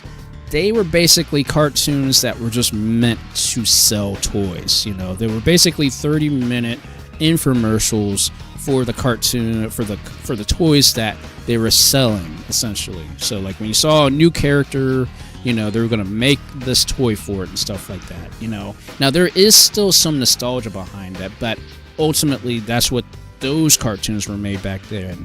They were meant to sell the toys, essentially. Now, let's fast forward to Sonic Boom.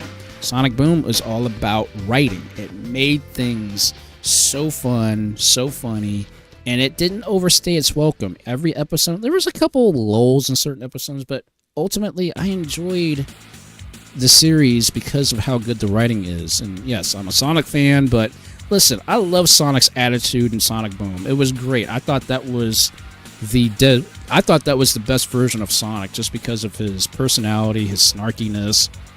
I'm like, this is what I thought Sonic was like in the 90s. Sonic Boom brought that 90s feeling to me for Sonic. Not to, you know, discourage, you know, from classic Sonic, you know, with Steve Urkel, or as the voice actor is known as Jaleel White, his voice and stuff like that wasn't like it wasn't like when you look at Sonic Boom and you replace it with, you know, classic Sonic from Sonic the Sat AM and the Adventures of Sonic Hedgehog and Sonic Underground, you know, well, maybe Sonic Underground had a little bit more edge to it, but outside of that, Sonic Boom, just like, this is how I wanted Sonic to be. This is how I pictured his personality to be, like, you know, that's how it was. That's how it was for me. But yeah, but I would recommend, like, if you haven't watched it yet, at least Sonic Boom, if you haven't watched it yet, please go and watch it. You will love it from episode 1. And season 2 just got better. Season 2 introduced things, and it was just like, there's so many out-of-pocket moments and things of that nature. And again, I'm a big Sonic fan. I'm going to continue to be a big Sonic fan no matter what happens, but I love sharing the things that I enjoyed. I mean, look.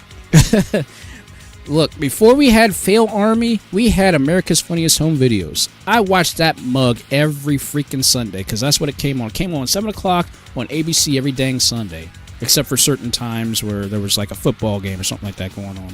But before we had Fail Army, we had America's Funniest Home Videos, and that's what kept me going sometimes throughout the week. But, yep, it's amazing just to kind of, again, go back, because, again, I'm thankful I'm a retro VTuber, and I love bringing back, you know, those old school flavors, those old school vibes, and I do apologize if it sounds like I'm long-winded and stuff like that, but, you know, sometimes when you're dealing with stuff, you have to go deep within inside yourself and bring back what made me happy, you know, what makes me happy right now.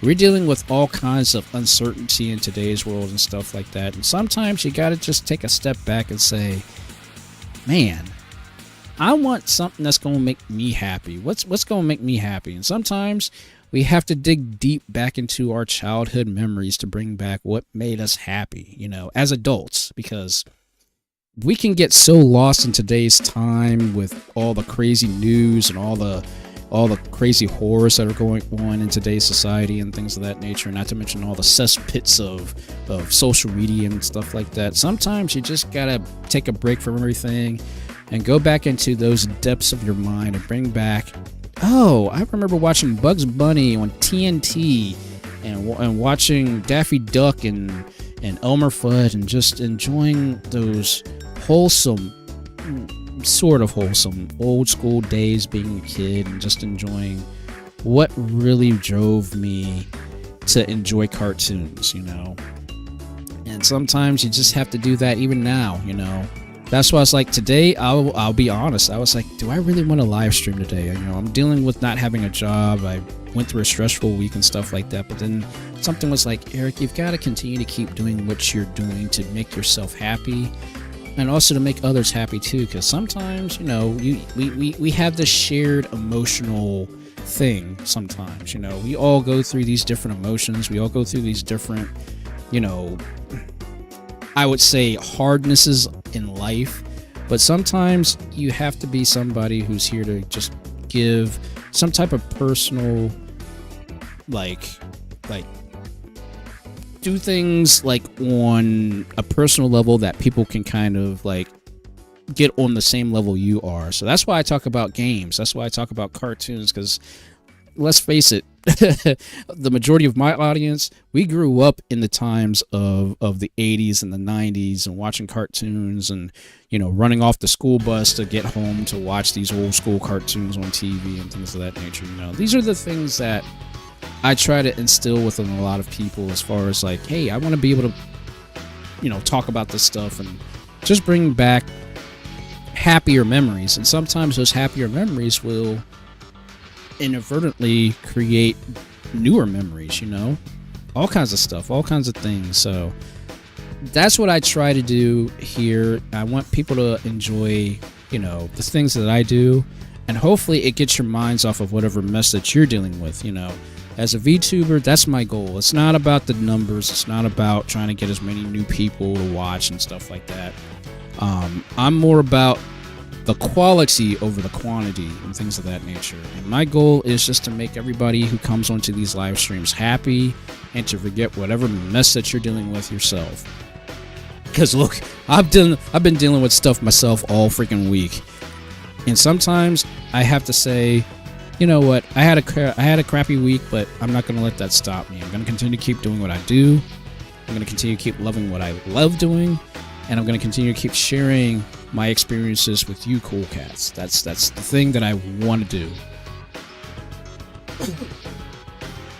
And yet again, I do apologize if I was being long-winded and stuff like that, but sometimes, you know, I look at these also as therapeutic sessions. You know, sometimes it's good to get things off of your shoulder, off your chest and stuff like that. And I appreciate that you cool cats, you know, are here listening to me and understanding, like, you know, things that I go through, but also being able to just, you know, be myself around you cool cats. You know, I appreciate that you all just let me be me and enjoy just making a show. This is basically, as I've stated before many times, this is a show about nothing, but it's an entertaining show about nothing. And I say that with no egotistical recourse behind it. You know, I try to make this as entertaining as possible, even though I'm playing, and if I wasn't streaming, I'd just be playing to the void essentially, and I'd be cool with that. But it's the fact that I'm a VTuber and I'm here to, you know, just make things entertaining, or at least, again, get your minds off of whatever mess that you're dealing with and whatnot. And I do appreciate all of you for just giving me that time and that opportunity to be a VTuber who's just, I'm not about the drama, you know. I'm here to just have fun, share experiences, and even, hopefully, even motivate some of you to make your own experiences or do things that you've wanted to do, but you don't know anything about about what to do in this current day and age and stuff like that, you know. And that's ultimately what I'm here to do. I want to bring back the old school flavor of just, you know, hey, it's a Saturday, let's sit in front of the TV and let's watch Eric play some games, just like if it was a Saturday morning, sitting here watching old school cartoons. The only difference is you're watching a very buff tiger talk about games while flexing and things of that nature. At times, because, you know, other times I'm the little teeny tiny tiger that's out of everybody's way. And then other times I'm this huge gigantic tiger just, you know, making entertainment for everybody. So, anyway, I've literally now talked to you cool cats for almost, 45 minutes. It is after 1 o'clock in the morning. And it is time for me to wrap up this bad boy. So, once again, cool cats, I thank you all so much for joining in. I guess if you want to call it that, I guess you can call me that, I guess. But truly, thank you all so much for joining in. I greatly appreciate it. I apologize if I if I yacked on a little bit too much, if I yapped on and things of that nature, but, you know, hopefully the stuff that I do say, it does give some type of positive, you know, positive vibes for you all and things of that nature. And again, I truly appreciate that you all have given me this type of time and attention to just to be myself. Bring entertainment and to be myself, and I truly appreciate that so much. So thank you, cool cats, so much for everything. I really, really, really appreciate it. So, but with all of that said, I hope you all have an amazing, incredible rest of your amazing night. I hope that you all get some amazing rest, because God knows I need to get me some rest. Still do. But I hope you all get an amazing night's sleep tonight. Please take care of yourselves. Get yourselves something to eat, something to drink if you haven't had that yet. Or if not, just go ahead and just cuddle up in the bed, have some sweet dreams, you know, chill, that sort of thing. And once again, thank you all so much. Thank you so much, cool cats. Greatly appreciate it. And I think I probably talked my voice out because, like, feels a little scratchy, so I might have talked a little too much, but you know what? I'm cool with that. I needed to do it. I needed to do this. So, but with all that said, cool cats, thank you all so much. Thank you yet again. So, again, go get yourself some sleep. I'm about to do the same thing. Hopefully, I will catch you cool cats either on Tuesday or on Wednesday, because I'll be doing another art stream on Wednesday. And if not, hopefully I'll catch you guys on this upcoming Saturday, because now it's officially Sunday, well, at least where I live at anyway. So, so hopefully I'll catch you cool cats next week sometime or another on these channels. And once again, greatly appreciate it. So with all of that said, cool cats, go get yourself some sleep. I'm gonna get me some sleep, and I'll catch you all on fire later. Have a very good night, everybody.